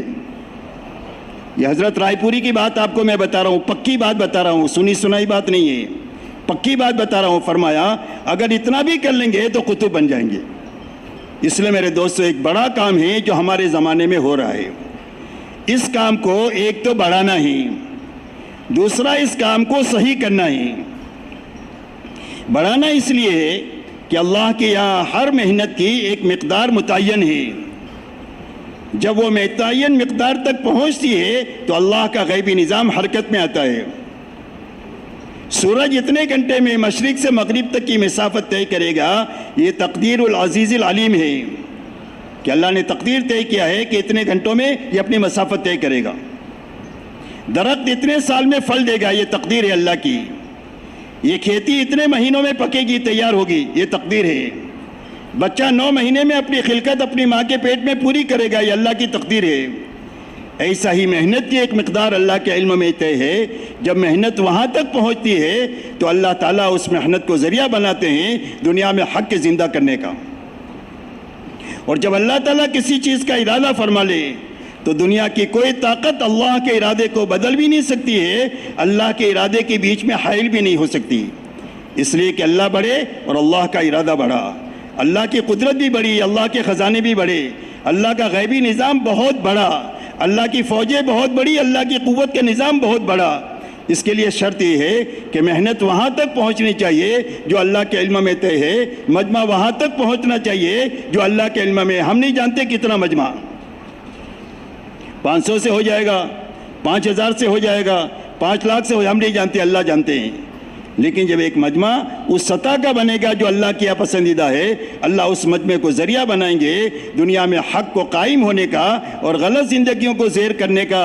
اگر یہ تھوڑے ہوں گے تو اللہ اپنے لشکروں کو ان کے ساتھ کر کے ان کو زیادہ کر دیں گے، اور اللہ کے بڑے لشکر ہیں، وَمَا يَعْلَمُ جُنُودَ رَبِّكَ إِلَّا هُوَ۔ اور اگر یہ کمزور ہوں گے تو اللہ اپنی قوت ان کے ساتھ ملا کر ان کو قوی بنا دیں گے، یزدکم قوۃ الی قوتکم، اور اللہ تعالیٰ ان کو قوی بنا کر اپنے دین کا کام کر لیں گے، انسانیت پر بھلائی کا انتظام فرما دیں گے۔ مولانا الیاس صاحب رحمۃ اللہ علیہ فرماتے تھے کہ اگر کام کا صحیح رخ قائم رہا تو آنے والی صدیوں میں انسانیت کی ہدایت کا راز اس محنت میں چھپا ہوا ہے۔ اگر محنت کا صحیح رخ رہا تو آنے والی صدیوں میں انسانیت کی ہدایت کا راز اس محنت میں چھپا ہوا ہے۔ اس لیے میرے دوستو ایک بڑا کام ہے جو ہمارے زمانے میں ہو رہا ہے، اس کو ایک تو بڑھانا ہے تاکہ وہاں تک پہنچے جو اللہ کے علم میں مقدار متعین ہے۔ بڑھانے کے لیے آسان نظام میرے دوستو یہ ہے کہ یہ پورا مجمع اپنے ملک کے تقریباً اکثر گاؤں کے لوگ ہیں، ہر گاؤں کے لوگ ہیں، اکثر نہیں، ہر گاؤں کے لوگ ہیں، ہر شہر کے لوگ ہیں، شہر کی ہر مسجد کے ساتھی ہوں گے میں سمجھتا ہوں۔ تو یہ پورے ملک کا مجمع ہے، اور ہمارے ملک میں بڑا مجمع وہ ہے جنہوں نے یہ اتنے 100 سالہ تاریخ میں تبلیغ میں وقت لگایا ہے، سال بھی لگائے ہیں، 4 مہینے بھی لگائے ہیں، چلے بھی لگائے ہیں، اور وہ بڑا مجمع ہے۔ اس کی تعداد تو ابھی میں آپ کو بیان نہیں کر سکتا، میں ابھی بہت دنوں سے میرے ذہن سے نکل گئی ہے، لیکن بڑا مجمع ہے، لاکھوں میں ہے وہ۔ اور یہ مجمع جو ہے وہ آپ کی مسجدوں کے اطراف میں ہے۔ کہاں ہے وہ مجمع؟ وہ ملک چھوڑ کر باہر نہیں چلا گیا، ہو سکتا ہے کچھ لوگ چلے گئے ہوں، اکثر مجمع یہیں پر ہے، اور ان مسجدوں کے اطراف میں ہیں جن مسجدوں سے آپ کی امامت کا تعلق ہے، یا آپ وہاں مکتب کا نظام چلاتے ہیں، یا اس محلے میں آپ کا قیام ہے، آپ کا گھر ہے، یا اس مسجد میں آپ نماز پڑھتے ہیں، یا اس مسجد میں ہمارا مدرسہ ہے۔ بہرحال جو بھی شکل ہو، لیکن ان بستیوں میں ہم ہیں جہاں پر ہمارا عملہ یہ پھیلا ہوا ہے۔ اس میں سے بڑی تعداد وہ ہے جو اس وقت میں عملی طور پر کام میں نہیں ہے۔ آپ دیکھیں گے اپنے اپنی مسجد کے اطراف میں تو کھل کر آپ کے سامنے آئے گا کہ بڑا مجمع وہ ہے جو عملی طور پر اس محنت میں نہیں ہے، اس لیے کہ یہ ایک محنت ہے، کوئی لیبل نہیں ہے تبلیغ کہ یہ تبلیغ والا ہے اور یہ بغیر تبلیغ والا ہے، کوئی لیبل نہیں ہے، یاد رکھیں۔ یہ ایک محنت ہے جو سالانہ کرنی ہے، ماہانہ کرنی ہے، روزانہ کرنی ہے۔ یہ ایک محنت کا ایک رخ ہے، اور امت کی آسانی کو سامنے رکھ کر یہ رخ دیا گیا ہے، ورنہ محنت کا صحیح رخ وہ ہے جو حضور صلی اللہ علیہ وسلم نے قائم فرمایا تھا قرن اول میں، وہی محنت کا صحیح رخ ہے جس سے دنیا میں خیر آئے گی اور تھوڑے عرصے میں آئے گی، صدیوں کی جہالت مہینوں میں ختم ہوگی۔ وہ حضور صلی اللہ علیہ وسلم کی محنت کا نمونہ ہے جو آپ نے 23 سال میں قائم فرمایا۔ لیکن وہاں تک پہنچنے کے لیے ایک محنت کی ایک آسان شکل امت کے بس کی ہے، وہ دی گئی ہے کہ اگر روز کا 10% کر لیں، مہینے کا 10% کر لیں، سال کا 10% کر لیں، ایک مرتبہ سال 4 مہینہ اچھا لگا کر اپنی زندگی کا رخ صحیح کر لیں، اپنا فکر صحیح کر لیں۔ یہ 2 چیزیں بنانے کے لیے تبلیغ ہے، ایک دل کا رخ صحیح کرنے کے لیے، ایک فکر بدلنے کے لیے۔ دل کا رخ صحیح ہونے کے معنی یہ ہے کہ دل کا رخ اللہ کی طرف ہو جائے، کہ سب کو ناراض کر سکتے ہیں، اللہ کو ناراض نہیں کر سکتے۔ مال کے اور اقتدار کے بڑے بڑے نقشوں کو توڑ چھوڑ سکتے ہیں، اللہ کے حکم کو نہیں توڑ سکتے۔ اللہ بڑے، اللہ کا حکم بڑا۔ دنیا کے نقصان کو برداشت کر سکتے ہیں، آخرت کا نقصان برداشت نہیں کر سکتے ہیں۔ یہ معنی ہے دل کا رخ صحیح ہونے کی۔ یہ طاقت پیدا کرنے کے لیے تبلیغ میں ایک مرتبہ 4 مہینہ ہے کہ ایسا اچھا 4 مہینہ لگائے کہ دل کا رخ صحیح ہو جائے، دوسرا فکر صحیح ہو جائے کہ دنیا میں اس لیے جئیں گے کہ اللہ کا کلمہ دنیا میں بلند ہو جائے، بے ایمانی کا کلمہ دنیا میں نیچے ہو جائے، انسانیت ہدایت پر آ جائے، جہنم سے بچ جائے۔ اس فکر کو کے ساتھ دنیا میں جئیں گے۔ یہ 2 چیزوں کے ساتھ جب آدمی جیے گا تو اس کا کوئی قدم دنیا کی طرف نہیں اٹھے گا، اللہ کی طرف اور آخرت کی طرف اٹھے گا۔ مسلمان کا کوئی بھی کام دنیا نہیں ہے، ہر کام دین ہے۔ شرط یہ ہے کہ رخ صحیح ہونا چاہیے، فکر صحیح ہونا چاہیے۔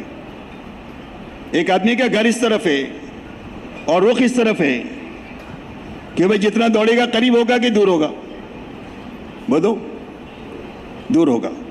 تو رخ کے صحیح منزل کی طرف جانے کا کیا راستہ ہے کہ رخ بھی صحیح ہونا چاہیے اور چلتے رہنا چاہیے۔ کیا کرتے رہنا چاہیے؟ چلتے رہنا چاہیے، تو ہر قدم اس کو منزل کے قریب کرے گا، بائک سے بھی، کار سے بھی، پیدل چل کے بھی، دوڑ کے بھی، آہستہ چل کے بھی منزل کے قریب ہوتا جائے گا۔ اس لیے یہ 4 مہینہ پوری امت سے مانگا جاتا ہے کہ ایک مرتبہ اچھا 4 مہینہ لگا کر اپنے دل کا رخ صحیح کر لے، اپنے فکر کو صحیح کر لے، اس کے بعد واپس آ کر اپنے گھر کاروبار کے ساتھ اللہ کے دین کی محنت کے ساتھ دین پر عمل کرتے ہوئے چلے۔ کس طرح چلے؟ سال میں 40 دن لگاوے، اللہ ہمت دے تو 4 مہینہ لگائیں، نہیں تو 40 دن لگائیں، اپنی جماعت بنا کر لگائیں، مہینے میں 3 دن لگائیں، اپنی جماعت بنا کر لگائیں، 72 گھنٹے پورا کریں اور اعمال پورے کریں، روزانہ کے 2.5 گھنٹے 24 گھنٹے میں سے 10واں حصہ دے کر کے اعمال دعوت میں اپنے آپ کو لگاوے، تاکہ اس کے ذریعے سے زندگی میں منزل کے قریب ہی ہوتا چلا جائے۔ منزل صحابہ ہے اس محنت کی، یہاں سے ہم کو کہاں تک جانا ہے؟ جہاں صحابہ تھے وہاں تک جانا ہے، وہی مسئلے کا حل ہے، اور وہ 2 بنیادوں پر تھے۔ ایک پورا دین اپنی حقیقت میں ساتھ تھا، جان مال کو اللہ کے دین کے مقابلے میں بے قیمت بنایا تھا۔ یہ جہاں تک پہنچنا مقصود ہے تبلیغ کی محنت سے۔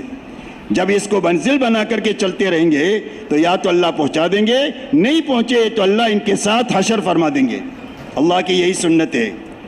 ایک آدمی نے حفظ شروع کیا، حافظ بننے سے پہلے مر گیا تو اللہ اس کو حافظ اٹھائیں گے۔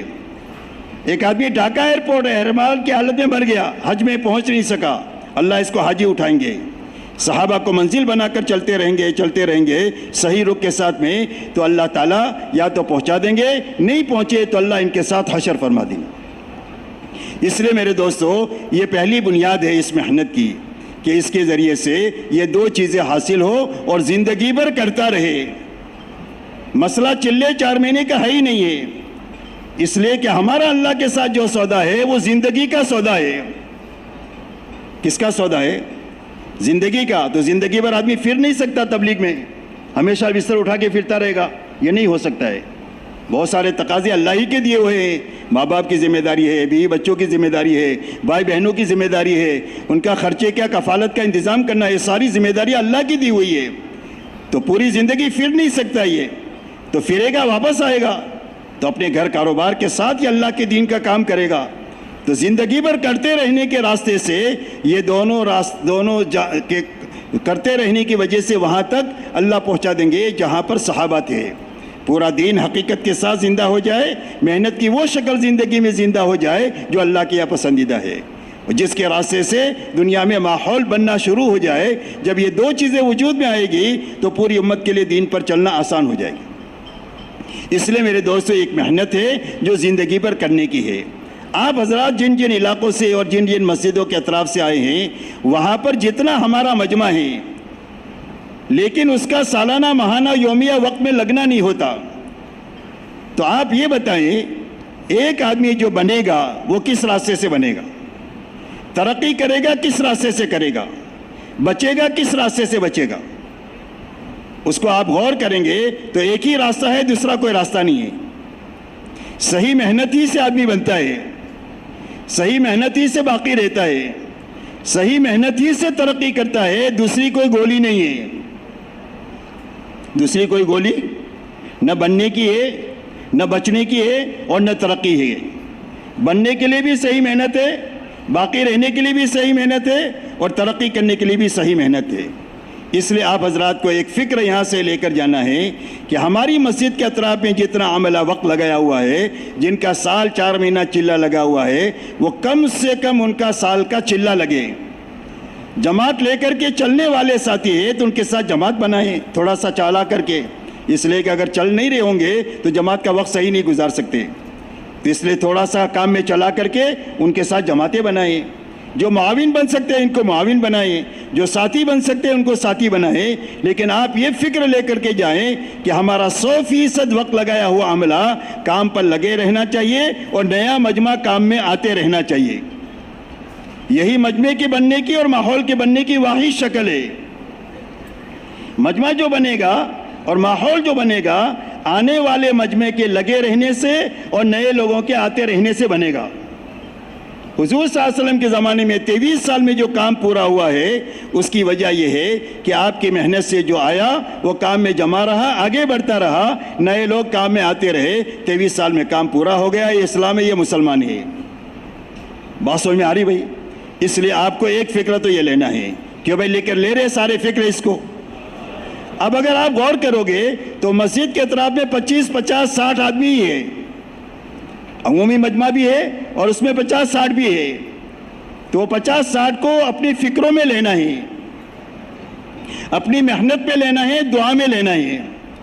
ابھی وہ مجمع تو فکروں سے نکل گیا، تو محنت سے نکل گیا، اور جو محنت سے نکل گیا تو دعا سے بھی نکل گیا۔ اس لیے سب سے پہلے اپنی فکر میں لینا ہے کہ بھی جتنا مجمع ہمارا وقت لگایا ہوا ہے ان کا سالانہ ماہانہ یومیہ محنت میں شرکت ہو جائے، اس کے لیے میں اپنی بس کی طاقت لگاؤں گا اور دعا کی طاقت لگاؤں گا کہ بھئی اس کے لیے سارا مجمع تیار ہے۔ اللہ قبول فرمائے، آسان فرمائے۔ اسی کے ساتھ میرے دوستو دوسری بات یہ ہے، جب آپ اس کو سامنے رکھ کر کرو گے تو اس وقت میں آپ کی سالانہ جتنی جماعتیں نکل رہی ہے، 4 مہینے چلے کی، اندرون بیرون کی، 3 دن چلے کی جتنی جماعتیں نکلی رہی ہے، اگر یہ مجمع وقت لگانا شروع کر دے گا تو انشاءاللہ جتنی ہو رہی ہے اس سے کئی گنا زیادہ جماعتیں بڑھ جائے گی، جو مقصد تک پہنچنے کے لیے معاون بن جائے گی۔ اس لیے ایک فکر تو آپ کو یہ لینا ہے۔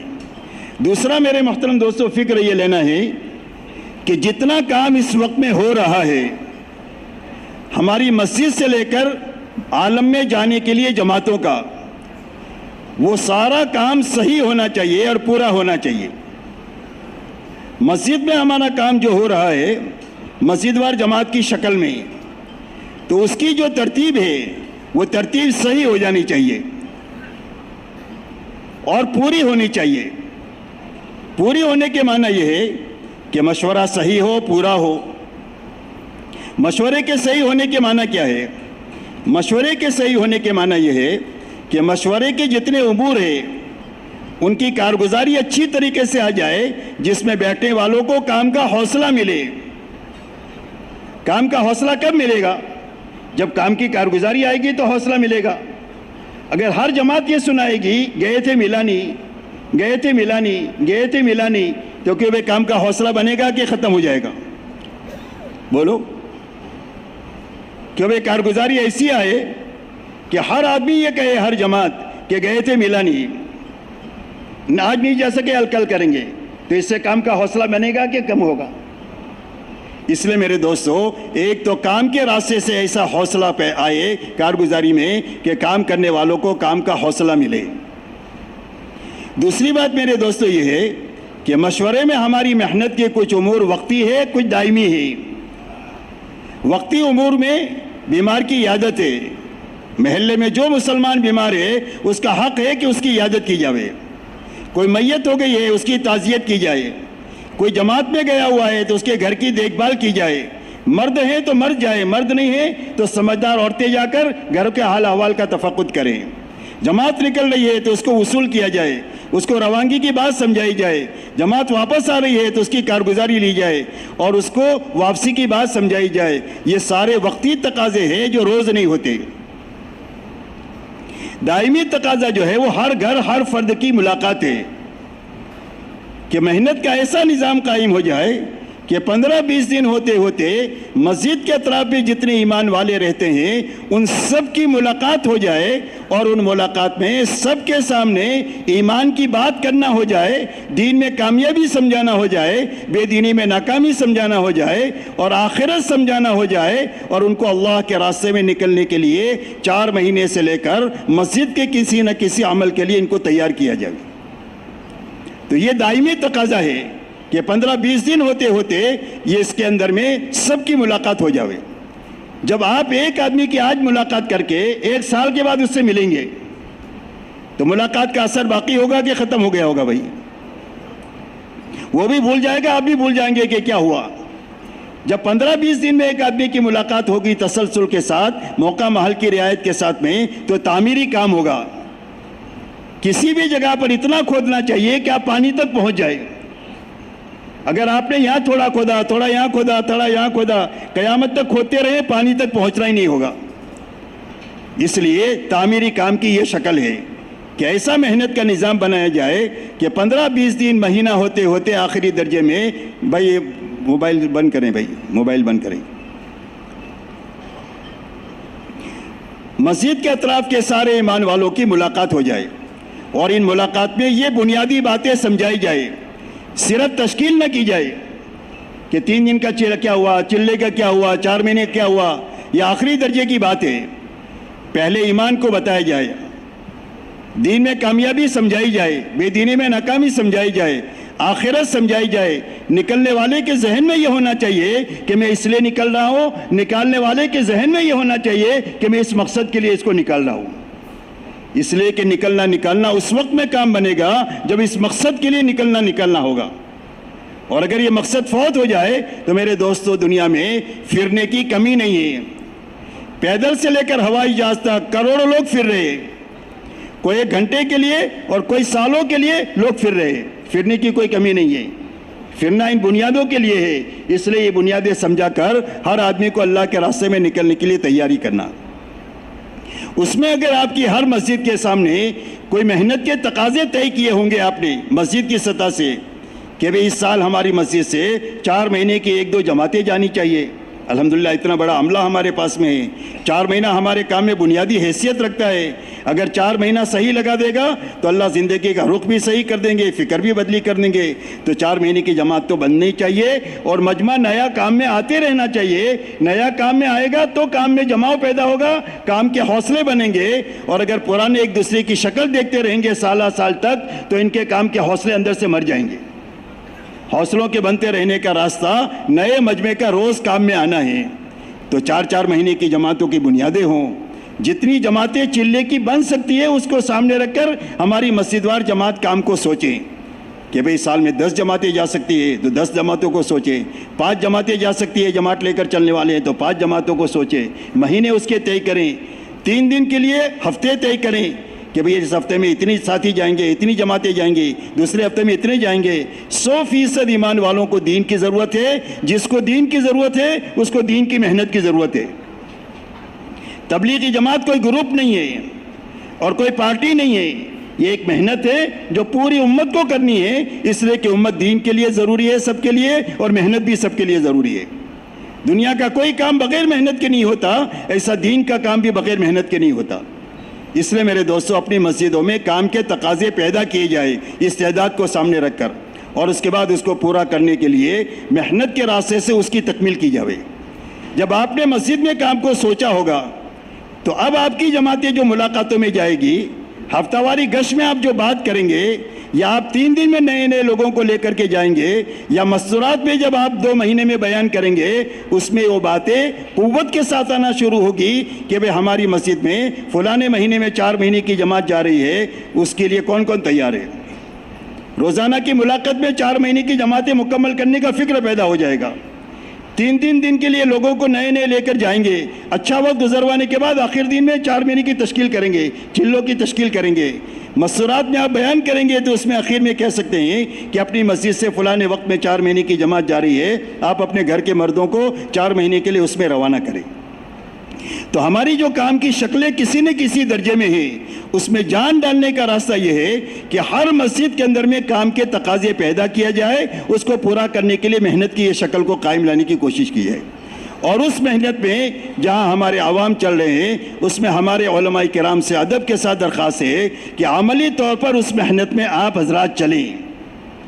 اگر آپ کے پاس دیکھو دنیا میں عام طور پر لوگ 8 گھنٹہ کام کرتے ہیں, لیکن جہاں تک مجھے معلوم ہے علماء کرام 6 گھنٹہ پڑھاتے ہیں. کہ وہ 6 گھنٹہ ہی پڑھاتے ہیں کہ زیادہ پڑھاتے ہیں؟ 6 گھنٹہ پڑھاتے ہیں. آپ 4-6 گھنٹہ مطالعے کا نکال دو, کتنا ہو گیا؟ 12 گھنٹہ ہو گیا, 10-12 گھنٹہ. آپ جو ہے وہ 7-8 گھنٹہ سونے کے لیے نکال دو, کتنا ہو گیا؟ 20 گھنٹہ نکل گیا. ہر ایک کے پاس 4 گھنٹہ ہے, 5 گھنٹہ ہے, 6 گھنٹہ ہے. جتنا اس میں کمی کریں گے اتنا اس میں وقت بڑھے گا. تو جو ہمارا فارغ وقت ہے وہی ان اعمال مقامیہ میں ہم لگائیں, مشورے میں عملی طور پر ہم ساتھ میں رہیں, ملاقاتوں میں ہم ساتھ میں رہیں, تعلیم کے اندر میں ہم ساتھ میں رہیں, ہم گشتوں میں ان کے ساتھ میں رہیں. 3 دن میں ہم جا سکتے ہیں, انتظامیہ کی طرف سے اجازت ہے, تو اپنے ساتھ 3 دن کی جماعت بنا کر اچھا کام کرا کے ان کو کام کے آدمی بنا کر کے ہم لائیں. جب ہمارے علماء کرام ان کے ساتھ عملی طور پر چلیں گے تو عوام کی ایک تو ہمتیں بڑھ جائے گی, کام پر یقین بڑھ جائے گا, کام کے لیے حوصلے بڑھ جائیں گے آپ کے ساتھ کی وجہ سے, اور کام کی حفاظت بھی ہو جائے گی. کام میں بعض مرتبہ سرپرستوں کی کمی کی وجہ سے یا علماء کی کمی کی وجہ سے بعض مرتبہ کوئی کمی آ جاتی ہے تو آپ کے ساتھ کی وجہ سے وہ کمی دور ہو جائے گی۔ مولانا الیاس صاحب رحمۃ اللہ علیہ کا سب سے بڑا فکر یہ تھا کہ عوام آئیں، اس کے ساتھ عوام کو سنبھالنے والے علماء آئیں۔ مولانا علی میاں صاحب رحمۃ اللہ علیہ نے ایک مرتبہ مولانا سے پوچھا آپ کی کیسی طبیعت ہے؟ فرمایا میری طبیعت کو پوچھتے ہو، تمہارا بیمار کیا ہوا ہوں، اگر تم آ جاؤ تو میری ساری بیماری ختم ہو جاوے۔ مجمع آ رہا ہے، سنبھالنے والے نہیں آ رہے۔ انہوں نے لکھا ہے کتاب میں کہ جب کوئی عالم آتے تھے مولانا سے ملنے کے لیے تو مولانا اپنی ساری بیماری کو بھول جاتے تھے اور پوری قوت سے بیٹھ کر ان سے بات کرتے تھے، آدھا پونا گھنٹہ اپنا کام ان کے سامنے پوری قوت سے پیش کرتے تھے، اور جب اٹھ کر چلے جاتے تھے تو نڈال ہو کر گر جاتے تھے۔ ان کی جان علماء تھے، وہ سمجھتے تھے کہ اس کام کے اہل علماء ہیں اور عرب ہے، کہ امت کرتے کرتے اہل تک اس کام کو پہنچا دے۔ اس لیے میرے دوستو، علماء کرام سے بہت ادب کے ساتھ ہماری درخواست یہ ہے کہ مقامی محنت میں یہ اپنے آپ کو عملی طور پر چلائیں۔ آپ کے چلانے سے بڑا معاملہ کام کا بنے گا اور کام کرنے والوں کے حوصلے بن جائیں گے اور کام اپنی شکل اختیار کر لے گا۔ اسی کے ساتھ میں آپ کے پاس میں روزانہ کی محنت کے علاوہ سالانہ ماہانہ 3 دن آپ دیکھ لیں انتظامیہ کی طرف سے کیا سہولت ہے، اور اگر سہولت نہیں ہے تو اللہ سے سہولت منوائیں۔ ہم تو کوئی بھی مسئلے کو اللہ کے سامنے رکھیں گے، جب اللہ کی طرف سے سینکشن ہو جائے گا وہ تو انتظامیہ خود آپ کو کہے گی کہ آپ بھی 3 دن جا سکتے ہیں، صرف آپ کی پڑھائی کا حرج نہ ہو، اس کا انتظام آپ کر لیں۔ سال میں آپ کے پاس میں چھٹی ہوتی ہے 40 دن کی، 2 مہینے کی، ان چھٹی میں ہم چلہ لگا سکتے ہیں، اپنی مسجد کے اطراف کی جماعت بنا کر ایسی جگہوں پر جائیں جہاں پر کام کی ضرورت ہے۔ کھانا بھوکوں کے لیے ہوتا ہے، پیٹ بھروں کے لیے نہیں ہوتا۔ کھانا کس کے لیے ہوتا ہے؟ بھوکے کے لیے۔ تو ہمارے کام کے اصل میدان وہ امت کے وہ طبقات ہے جو دین سے جاہل ہے، دنیاوی اعتبار سے غریب ہے۔ یہی لوگ باطل کا شکار ہو جاتے ہیں اور یہی لوگ ارتداد کا شکار ہو جاتے ہیں جہالت اور افلاس کی وجہ سے۔ تو ایسے لوگوں میں جانا، مان کر جانا کہ ایسے علاقوں میں جائیں گے، بھلے وہاں سہولت کم ہو، بھلے وہاں نصرت کم ہو، لیکن ان علاقوں میں جا کر ہم امت کا صحیح حال دیکھیں گے، اس لیے کہ کسی بیمار کی فائل کو دیکھنے سے وہ بات نہیں پیدا ہو سکتی ہے جو کسی بیمار کو تڑپتا ہوا دیکھتے ہوئے ہماری حالت بن سکتی ہے۔ اس لیے اپنے اندر میں وہ قوت پیدا کرنے کے لیے درد و غم جو اس کام کی جان ہے، اللہ تعالیٰ نے سب سے زیادہ فکر حضور صلی اللہ علیہ وسلم کو دیا تھا۔ وہ فکر سارے صحابہ کے حصے میں آیا اور ان میں سب سے زیادہ ابو بکر کے حصے میں آیا رضی اللہ تعالیٰ عنہ کے۔ اس لیے حضرت ابو بکر سے اللہ نے بڑا کام لیا۔ آپ کے وصال پر آپ جانتے ہیں کیسے حالات پیدا ہوئے، ان حالات کو سنبھالنے والے حضرت ابو بکر کی وہ فکر ہے جس فکر نے وہ امت کو سنبھال لیا اور 2 سال میں امت کو وہاں پر چھوڑ کر گئے جہاں پر حضور صلی اللہ علیہ وسلم چھوڑ کر گئے تھے۔ مولانا الیاس صاحب سے کام لینے کی بڑی بنیاد ان کا فکر ہے اور ان کی بے چینی اور بے قراری ہے۔ اور یہ شاعر اکثر پڑھا کرتے تھے، کسی کی شب وصل سوتے کٹے، کسی کی شب ہجر روتے کٹے، الہی میری شب کیسی نہ سوتے کٹے نہ روتے کٹے۔ ایک غم تھا جو ان کو کھا رہا تھا جس پر اللہ نے اتنا بڑا کام ان سے لیا۔ اس لیے میرے دوستو، ایسی جگہوں پر جا کر ہم اپنا چلہ لگائیں اور اپنے ساتھیوں کو کام کے بنا کر کے لائیں، اس لیے کہ آدم سازی بہت بڑا کام ہے۔ حضور صلی اللہ علیہ وسلم نے 23 سال میں خود کام کرتے ہوئے اپنا بہترین عملہ بنایا ہے جو آپ کی زندگی کا آئینہ تھا۔ اس لیے آپ حضرات سے ہماری یہ درخواست ہے۔ اسی کے ساتھ میں میرے دوستو اور تقاضے بھی علماء سے متعلق ہے، اور وہ تقاضا بیرون میں ہر جماعت کے ساتھ میں 2 عالم کا ہونا ہے۔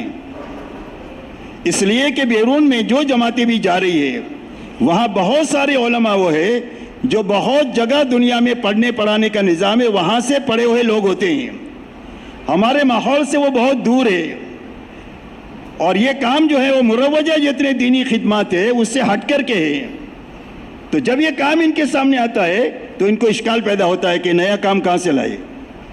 اگر علماء اس جماعت میں ہوں گے تو وہ ان کو مطمئن کر سکتے ہیں کہ سیرت سے اس کام کا یہ تعلق ہے۔ اگر وہ علماء مطمئن ہو جاتے ہیں تو پوری قوت سے کہہ دیتے یہ کام حق ہے، ساتھ دو، تو پورا ملک معاون ہو جاتا ہے۔ اور اگر اللہ نہ کرے کسی جماعت میں کوئی سمجھدار عالم نہیں ہوئے اور وہ بات سمجھا نہیں سکے تو کہہ دیں گے کہ یہ کام صحیح نہیں ہے، وہ کہیں گے کہ بھئی یہ بدعت ہے، ان کے ساتھ نہ ہو، تو پورا ملک آپ کے ہاتھ سے تعاون ختم ہو جائے گا۔ اس لیے میرے دوستو ایک بڑا تقاضا یہ ہوتا ہے کہ جو جماعتیں بنی اتنی جماعتوں میں کم سے کم 2 عالم ہونا چاہیے. اب ہم دیکھیں کہ ہم جا سکتے ہیں کہ نہیں جا سکتے. نہیں جا سکتے تو اللہ کے سامنے پیش کریں کہ اللہ یہ تقاضا آیا ہے, اگر میرے لیے بہتر ہے میری آخرت بنانے کے لیے اور میرے لیے آسانی پیدا ہو سکتی ہے, آپ آسانی پیدا فرما دے, یا اس جماعت کی تکمیل کا کوئی انتظام آپ کر دے تاکہ میرا اس میں حصہ ہو جائے, تاکہ محنت میں ہاتھ بٹانے کے راستے سے, دعا کے راستے سے اور ترتیب میں ہاتھ بٹانے کے راستے سے. اس لیے میرے دوستو یہ تقاضے متعلق ہے علماء سے. بیرون کی جماعتوں میں 4 مہینے کی جماعتوں کے, چلے کی جماعتیں اپنے یہاں سے بنانے کی, چھٹیوں میں 3 دن کی جماعتوں کو بنانے کے اعتبار سے روزانہ کی محنت میں مشورہ ہے, تعلیم ہے, اسی کے ساتھ روزانہ کی محنت میں ہر گھر ہر فرد تک جانا ہے. جب عوام کے ساتھ علماء جائیں گے تو آپ کے جانے سے وہ نفع ہوگا جو عوام کے جانے سے زیادہ نفع ہوگا. لوگ کہیں گے کہ میرے بچے کے استاد آ گئے, ہمارے مسجد کے امام صاحب آ گئے, اب کیا چیز رہ گئی, اتمام حجت ہو گیا, اب تو مجھے جانا ہی چاہیے. آپ کی 2-3 دن کی ملاقات سے وہ آپ کے پاس آنے والا بن جائے گا. اتنا بڑا کام میرے دوستو ہو سکتا ہے. اس لیے آپ سے ہماری درخواست بیرونی نقل و حرکت میں چلنے کے لیے بھی ہے اور مقامی طور پر بھی اپنا فارغ وقت دینے کی ہے, جس کا میں نے بتایا کہ آپ کا 20 گھنٹہ زیادہ سے زیادہ آرام میں, پڑھنے میں, مطالعے میں لگ سکتا ہے. باقی وقت آپ اس میں لگا سکتے ہیں آنے والی جماعتوں کی نصرت بھی کرنا اور اسی کے ساتھ میں مقامی کام میں بھی ہاتھ بٹانا. کہ بھئی اس کے لیے سب لوگ تیار ہیں؟ اللہ تعالیٰ آسان فرمائے, قبول فرمائے.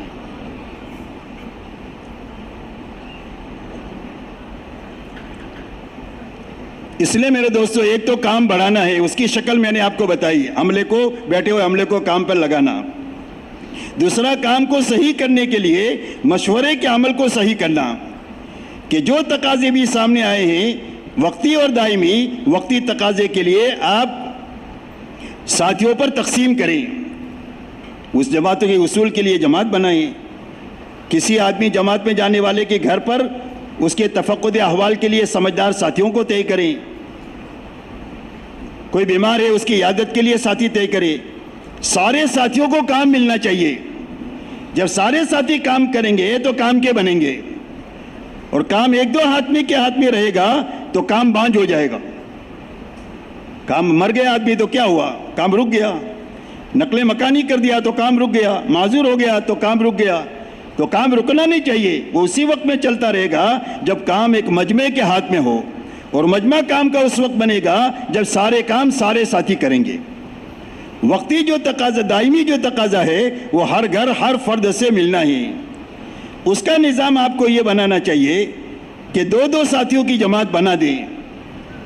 ایک اچھا بات کرنے والا ہو, ایک سمجھدار ہو جو بات کو سمجھ سکے یا سیکھ سکے, اس کو اس کے ساتھ میں نئے آدمی کو طے کر دیں. گھروں کو تقسیم کر دیں آپ.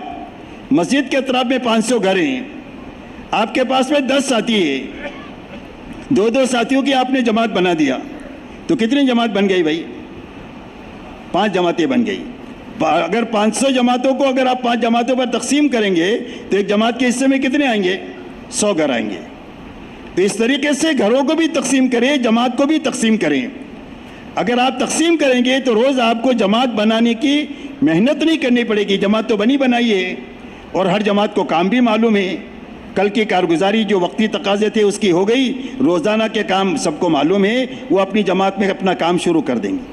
اس کے لیے اس طریقے سے آپ کام کو مرتب کریں, اور مرتب کر کے ملاقاتوں کا نظام ایسا بنائیں کہ 1 مہینہ ہوتے ہوتے 100% گھروں کی ملاقات کا نظام ہو جاوے.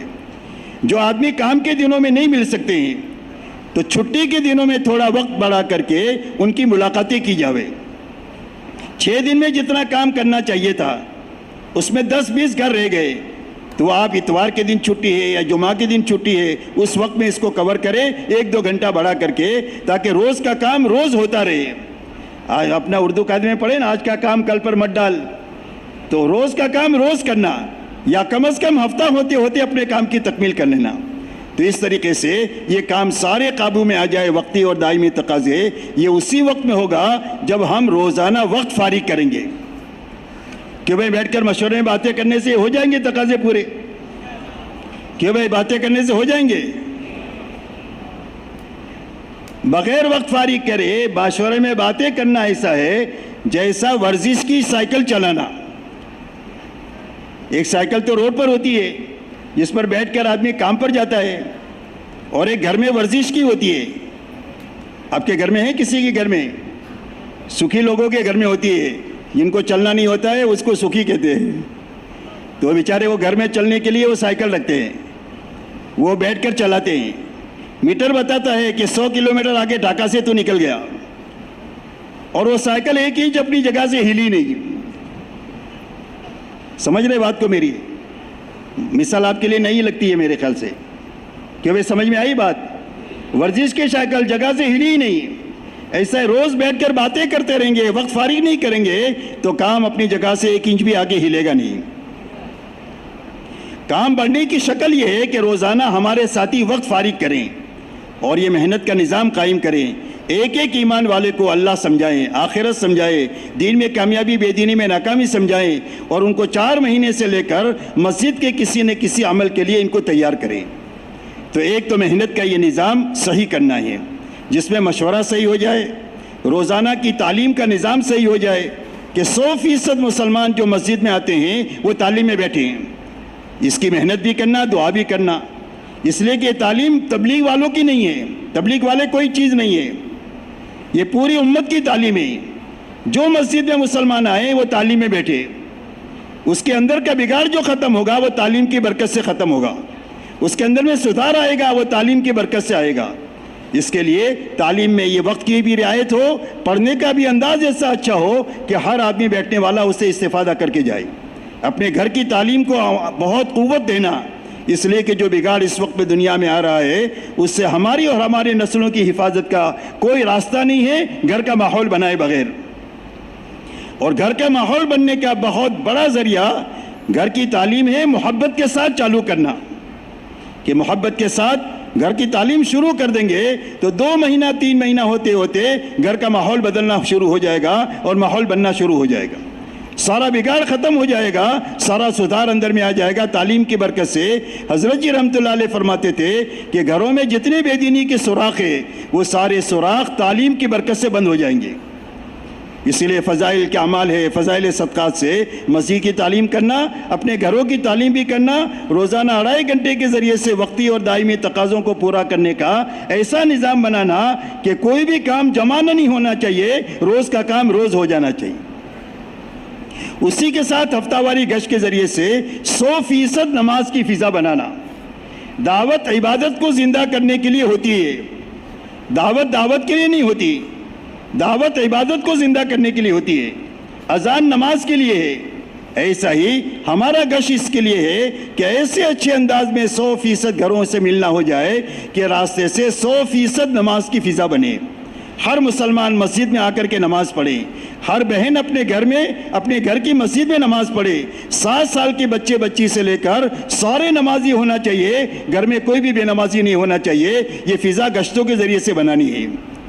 دوسرے گشت کے ذریعے سے ہر اس محلے میں جہاں پر مسجد نہیں ہے یا مسجد ہے لیکن کام کرنے کی کسی بدگمانی کی وجہ سے اجازت نہیں ہے, کسی گھر پر, کسی آفس میں, کسی جھاڑ کے نیچے دوسرے گشت کے ذریعے سے وہاں کے لوگوں کو 3 دن اپنے ساتھ لے کر جانا اور 3 دن اپنے ساتھ لے کر جا کر کے ان کو کام کا بنا کر کے لے کر آنا. یہی 2-3 مہینے کے بعد مقامی کام کرنے والے بن جائیں گے.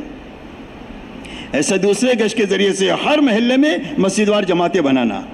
3 دن کے ذریعے سے وقت پورا کرنا, اعمال پورے کرنا.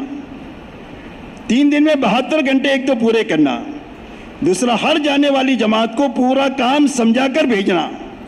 ماشاءاللہ ہر مسجد کے ساتھی ہے, اگر یہ ساتھی فکر لے لے تو 2 مہینہ ہوتے ہوتے کام کا وہ رخ جو پسندیدہ اور مطلوب پسند رخ ہے وہ قائم ہو سکتا ہے, اور جو بھی کمزوری کسی وجہ سے پیدا ہوئی ہے وہ کمزوری 2 مہینہ ہوتے ہوتے ختم ہو سکتی ہے. اس کے لیے سمجھائش کا نظام قابو میں لانا کہ ایک تو 72 گھنٹے پورے لگائیں, اس کے لیے جماعت کے نکلنے کا وقت صحیح کرنا. جماعت کے نکلنے کا وقت صحیح کرنے کے معنی یہ ہے کہ ایسا وقت آپ طے کریں کہ جس میں آپ سمجھائش قابو میں لا سکیں. آپ جمعہ کے دن نکلتے ہیں, جمعہ سنیچر اتوار, جمعہ کے 10, 11, 12 بجے آپ نکلیں گے تو کیوں بھائی سمجھانے والے کے پاس وقت ہے, جانے والی جماعت کے پاس وقت ہے سمجھنے کے لیے. نہ سمجھانے والے کے پاس وقت ہے نہ سمجھنے والے کے پاس وقت ہے. تو نکلنے کا وقت آپ صحیح کر دیں گے تو یہ چیز قابو میں آ جائے گی۔ اس کے لیے آسان شکل یہ ہے کہ جمعہ سنیچر اتوار نکلتے ہیں، آپ رات کو ضروریات سے فارغ ہو کر نہا دھو کر سامان کے ساتھ مسجد میں آ جائے، اعتکاف کی نیت سے رہے اور رات کو اٹھ کر اللہ سے تہجد پڑھے۔ فجر کے بعد میں سنانے والے کے پاس بھی ٹائم ہے، سننے والوں کے پاس بھی ٹائم ہے، پوری اچھی طریقے سے کام سمجھایا جاوے۔ کام سمجھانے کے معنی یہ ہے کہ جتنے اس محنت میں اعمال ہے وہ پورے اعمال سمجھائے جائے، انفرادی بھی اجتماعی بھی، جس میں سمجھانے کی بات یہ ہے کہ 6 نمبر سمجھائے جائے کہ 6 نمبر اگر ہماری زندگی میں آ جائیں گے تو دین بھی آ جائے گا، دین کی محنت کی صحیح شکل بھی آ جائے گی اگر حقیقت کے ساتھ آ جائے۔ اتنے جامع صفات ہے، 6 صفت 6 سمندر ہے، پورا دین نہیں ہے لیکن پورے دین پر آنے کی طاقت اللہ نے 6 نمبر میں رکھی ہے۔ امت میں جتنے اختلافات ہیں اس کے ختم کرنے کی طاقت 6 نمبر میں ہے۔ 6 نمبر کام کرنے والوں میں آ جائے، امت میں آ جائے تو سارے اختلافات ختم ہو کر امت ایک اور نیک بن جائے گی۔ جو عمل بھی 6 نمبر کی رعایت کے ساتھ کیا جائے گا وہ عمل اللہ کے مقبول ہو جائے گا۔ اس لیے 6 صفات زندگی میں لانے کے لیے اعمال دعوت، ان کو سمجھانا، دعوت ہے، تعلیم ہے، ذکر عبادت ہے، خدمت اور اخلاق ہے کہ یہ اعمال ہے، اس میں اپنے زیادہ سے زیادہ وقت لگانا ہے۔ آپ کے 24 گھنٹے میں 8 گھنٹہ سونے کا نکال دو، 2 گھنٹہ کھانے سونے کا اور ضروریات کا نکالو، نہانے دھونے کا۔ ہر جماعت کے بعد 14 گھنٹہ ہے، وہ 14 گھنٹہ ان اعمال میں لگنا چاہیے۔ کس میں لگنا چاہیے؟ ہر قسم کی لایانی سے بچتے ہوئے جماعت میں نکلنے کے زمانے میں صرف اللہ ہونا چاہیے، نبی ہونا چاہیے اور آخرت ہونا چاہیے، اس کے علاوہ کوئی چیز نہیں ہونی چاہیے۔ اس کے علاوہ یہ 3 بنیادوں کو سامنے رکھ کر اپنا 3 دن لگانا۔ جب 3 دن صحیح لگا دے گا تو اللہ اس کا نفع یہ دیں گے کہ 3 دن میں اس کو توبہ دیں گے۔ 3 دن صحیح لگا دے تو اللہ توبہ دیں گے، اور توبہ بہت بڑی نیکی ہے، پورے اسلام کی عمارت توبہ پر قائم ہو جائے گی۔ اس لیے اچھا وقت لگانے کے لیے ان اعمال کو سمجھانا، ان کی انفرادی اجتماعی دونوں شکلیں سمجھانا، بچنے کی چیزوں میں سوال سے لے کر لایانی تک جو غلط زندگی میں عادتیں بنی ہوئی ہے یا غیر ضروری عادتیں بنی ہوئی ہے اس کے نکالنے کی فکر جماعت کو دلائی جائے کہ 24 گھنٹے میں اپنے کو انہی اعمال میں لگنا ہے، ہر قسم کی لایانی سے بچتے ہوئے لگنا ہے۔ ہر جماعت رات کو سونے سے پہلے اپنا محاسبہ کرے، ہر آدمی، امیر صاحب نہیں، یہ بچوں کا مدرسہ نہیں ہے، یہ سمجھدار لوگوں کا پڑھنے پڑھانے کا نظام ہے، سیکھنے سکھانے کا نظام ہے۔ تو ہر آدمی اپنی فکر سے اپنا محاسبہ کریں کہ جتنے انفرادی اجتماعی اعمال تھے پورے ہوئے یا رہ گئے، پورے ہوئے تو شکر کرے، کمی رہ گئی ہے تو تلافی کرے، تلافی نہیں ہو سکتا ہے تو سچی پکی توبہ کرے۔ جس عمل کے ہونے کی خوشی نہ ہو اور جس کے چھوٹنے کا غم نہ ہو وہ کام نہیں ہوتا، اور اللہ کی طرف سے جتنے وعدے ہیں وہ کام پر وعدے ہیں۔ اس لیے اچھی طرح یہ سمجھانا، کرنا بھی سمجھانا، بچنا بھی، سوال سے لے کر لایانی تک ساری چیزوں سے سمجھانا، یہ پہلی بنیاد ہے تبلیغ میں نکلنے کی۔ دوسری بنیاد میرے دوستو یہ ہے، فکر کو بدلنے کے لیے 2 محنتیں سمجھانی ہے ہر جماعت کو کہ ہم جو جماعت میں پھر رہے ہیں وہ تقریر کرنے کے لیے نہیں پھرتے۔ مولانا الیاس صاحب رحمۃ اللہ علیہ فرماتے تھے کہ تقریر کی حیثیت ہمارے کام میں ایسی ہے جیسے زبان کی حیثیت آدمی کی باڈی میں ہے کہ بھئی باڈی کتنے کلو کی ہے؟ 70 80 100 150 کلو کی باڈی ہوتی ہے، اور زبان کتنے کلو کی ہوتی ہے بھائی؟ 100 کلو کی، گرام کی ہوتی ہے، مجھے تو کسی نے بتایا اتنے تولہ ہوتی ہے۔ تو چند تولہ زبانیں، یہی حیثیت ہمارے بیان کی ہمارے کام میں ہے۔ بیان تھوڑا کریں گے، فرمایا اس کے پہلے دل کی طاقت لگے، بے چینی بے قراری کی، پھر تھکنے کی طاقت لگے، اس کے بعد زبان کھولے۔ جب تھکنے کی طاقت لگے گی، دل کی بے چینی بے قراری کی طاقت لگے گی، اس کے بعد چند بول بولے گا، وہ دل تک جائیں گے، عمل کا دائیا بھی پیدا ہوگا، علم میں بھی ترقی ہو جائے گی، اور جب لوگوں کو نفع ہونا شروع ہوگا تو جوک در جوک لوگ کام کی طرف مائل ہوتے چلے جائیں گے۔ اس لیے میرے دوستو، اپنے کو ہی ہر جماعت کو یہ سمجھانا ہے کہ اپنے آپ کو بنانے کے ساتھ اپنا فکر صحیح کرنے کے لیے 2 لائن کی محنت کرنے کے لیے ہم پھرتے ہیں کہ ہر فرد امت میں نقل و حرکت زندہ ہو۔ اس کے لیے ہر گھر ہر فرد پر جانا، اس لیے کہ جماعت کوئی صندوق میں نہیں ہے کہ تالا کھول کر جماعت نکال دے گی۔ جماعت نکالنے کے لیے بہت پاپڑ بیلنا پڑتے ہیں، بہت تھکنا پڑتا ہے، بہت صلاۃ الحاجہ پڑھنا پڑتا ہے، بہت صدقہ کرنا پڑتا ہے، بہت پسینہ بہانا پڑتا ہے، جب جا کر جماعت نکلتی ہے، اور یہی آدمی کے بنانے کا ذریعہ ہے۔ اس لیے نقل و حرکت بڑھانے کی محنت سمجھانا، ہر جگہ مسجد وار جماعت نہیں ہے تو بنانے کی محنت سمجھانا کہ کس طریقے سے بنے گی، بنی ہوئی جماعت کو کام پر لگانے کی محنت سمجھانا کہ اس میں جو کمزوری ہو وہ 3 دن میں دور کر کے آپ کو وہاں سے آنا ہے، اس کی فکر کرنا ہے، اس کی محنت تدبیر کرنا ہے، اللہ سے دعا مانگنا ہے۔ چوتھی بنیاد یہ سمجھانی ہے کہ دن بھر ان بنیادوں کو کرتے کراتے ہوئے رات کو اچھا وقت لے کر اللہ کے سامنے نماز دعا میں آہو زاری میں لگنا ہے۔ یہ چوتھی بنیاد ہے تبلیغ کی۔ کرنا بچنا پہلی بنیاد ہے، جماعت نکالنے کی محنت کرنا دوسری بنیاد ہے، مسجد وار جماعت بنانا یہ تیسری بنیاد ہے، بنی ہوئی جماعت ہے تو اس کو کام پر لگانا اسی کا حصہ ہے، اور ان 3 بنیادوں کو سامنے رکھ کر دن بھر اپنے آپ کو تھکانا ہے اور رات کو اچھا وقت لے کر اللہ کے سامنے نماز دعا میں آہو زاری میں لگنا ہے۔ میرے دوستو، امت جن حالات سے دوچار ہے اس سے نکلنے کا راستہ دن میں تھکنا ہے، رات کو آنسو بہانا ہے۔ یہ معمولی چیز نظر آ رہی ہے لیکن یہ بہت طاقتور چیزیں ہیں۔ اللہ کی نسبت پر تھکنا یہ بہت بڑا کام ہے، اور راتوں کو اللہ کے سامنے رونا یہ بڑا کام ہے۔ آنکھ کے سمندروں کو بجھانے والا یہ عمل ہے تو اس دنیا کی بے دینی ختم ہوگی آنسوؤں کی برکت سے اور تھکنے کی برکت سے۔ ایک مرتبہ ہم لوگ جا رہے تھے کسی جگہ پر، ایک ہمارے اللہ والے، اللہ ان کو غریر رحمت فرمائے، اللہ کو پیارے ہو گئے، وہ فرماتے تھے کہ اس ملک کو جہاں تم جا رہے ہو تمہاری تقریروں سے زیادہ تمہارے آنسوؤں کی ضرورت ہے، اور آج تو پوری دنیا کو آنسوؤں کی ضرورت ہے۔ پوری دنیا جہالت کی طرف جا رہی ہے تیزی کے ساتھ، اور جاہلیت کی طرف جا رہی ہے۔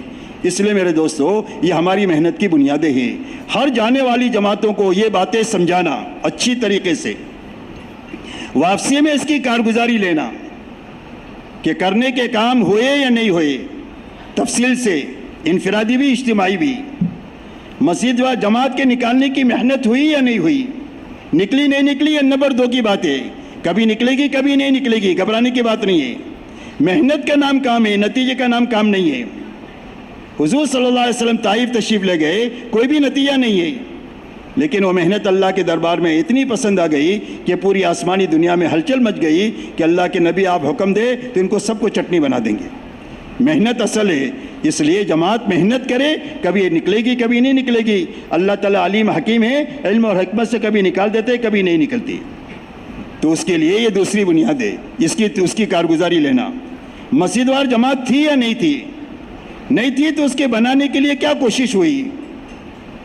بنی ہوئی جماعت تھی تو کام پر تھی یا کوئی کمزوری تھی؟ کس لائن کی کمزوری آپ نے محسوس کیا، اس کو دور کرنے کے لیے آپ نے کیا کوشش کیا، اور رات کو اٹھ کر کے اللہ سے مانگنے کا کیا معمول رہا؟ اس کو کارگزاری میں لینا، اس کو سمجھائش میں لینا۔ اس کے بعد ان کو واپسی کی بات سمجھانا کہ اب اپنے گھر والوں کے ساتھ، اپنے بیوی بچوں کے ساتھ، اپنے ماں باپ کے ساتھ، اپنے بھائی بہنوں کے ساتھ، اپنے محلے والوں کے ساتھ ہماری زندگی جتنی اچھی ہوگی لوگوں کو کام سمجھانے کا ذریعہ بنیں گے، اور غلط ہوگی تو لوگوں کو کام سے دور ہونے کا ذریعہ بنیں گے۔ کام کو قریب ہونے کا ذریعہ بننا چاہیے، کام سے دوری کا ذریعہ ہم کو نہیں بننا چاہیے۔ اس لیے میرے دوستو، کام جتنا ہو رہا ہے اس کو صحیح کرنا، مقامی کام کو بھی صحیح کرنا، اس کی شکل آ گئی۔ خروج کو بھی 3 دن کو صحیح کرنا، یہ صحیح آ گیا۔ اگر 3 دن کا نظام صحیح ہو جاتا ہے تو پورے کام کی عمارت صحیح ہو جاتی ہے۔ سال میں 8 مہینہ 9 مہینہ 10 مہینہ آدمی 3 دن لگاتا ہے، جب 3 دن صحیح لگا دے گا اس کے بعد جب چلہ لگائے گا تو ابھی جیسا چلہ لگا ہے اس سے کئی گنا اچھا لگائے گا، اور جب ایک مجمع اس میں کا 4 مہینہ لگائے گا تو ابھی جیسا 4 مہینہ لگا رہا ہے اس سے کئی گنا اچھا لگائے گا۔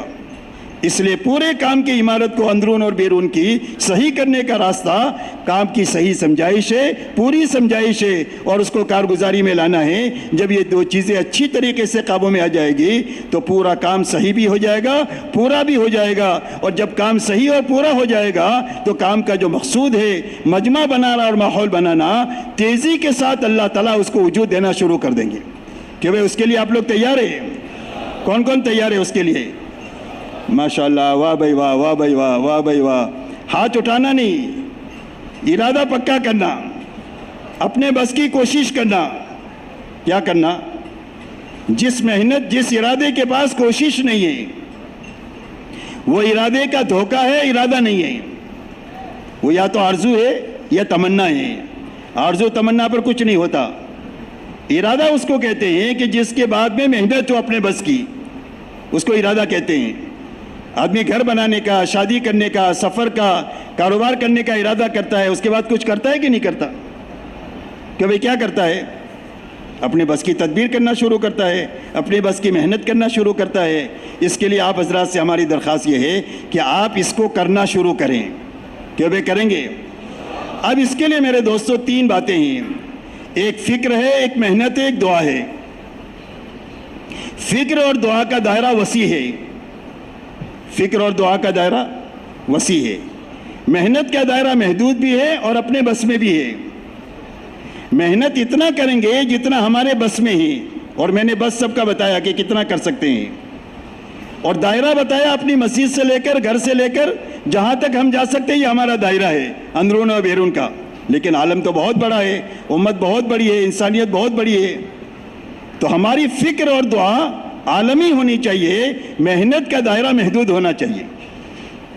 हुजूर सल्लल्लाहु अलैहि वसल्लम ने मेहनत हिजाज में फरमाई। कहाँ फरमाई? हिजाज में। आप हिजाज से बाहर तशरीफ़ नहीं ले गए। आपका लंबे में लंबा सफ़र तबूक तक का है। बाकी आपकी मेहनत का मैदान पूरा आलम था, सारी इंसानियत थी, क़यामत तक का ज़माना था। तो आपने अपनी फ़िक्र और दुआ में पूरी आलम को लिया, पूरी इंसानियत को लिया, क़यामत तक के ज़माने को लिया, और मेहनत अपने दायरे में आपने किया। लेकिन आपकी मेहनत के अमल को और असर को अल्लाह ने पूरी दुनिया में पहुंचा दिया। ऐसा ही हम अपनी फ़िक्र और दुआ का दायरा वसी करें। पूरी उम्मत को ले मेहनत और दुआ, फ़िक्र में और दुआ में, पूरे काम को ले, पूरे आलम के काम को ले, और सारी इंसानियत को ले, और मेहनत करेंगे अपने बस की, अपने दायरे अमल में।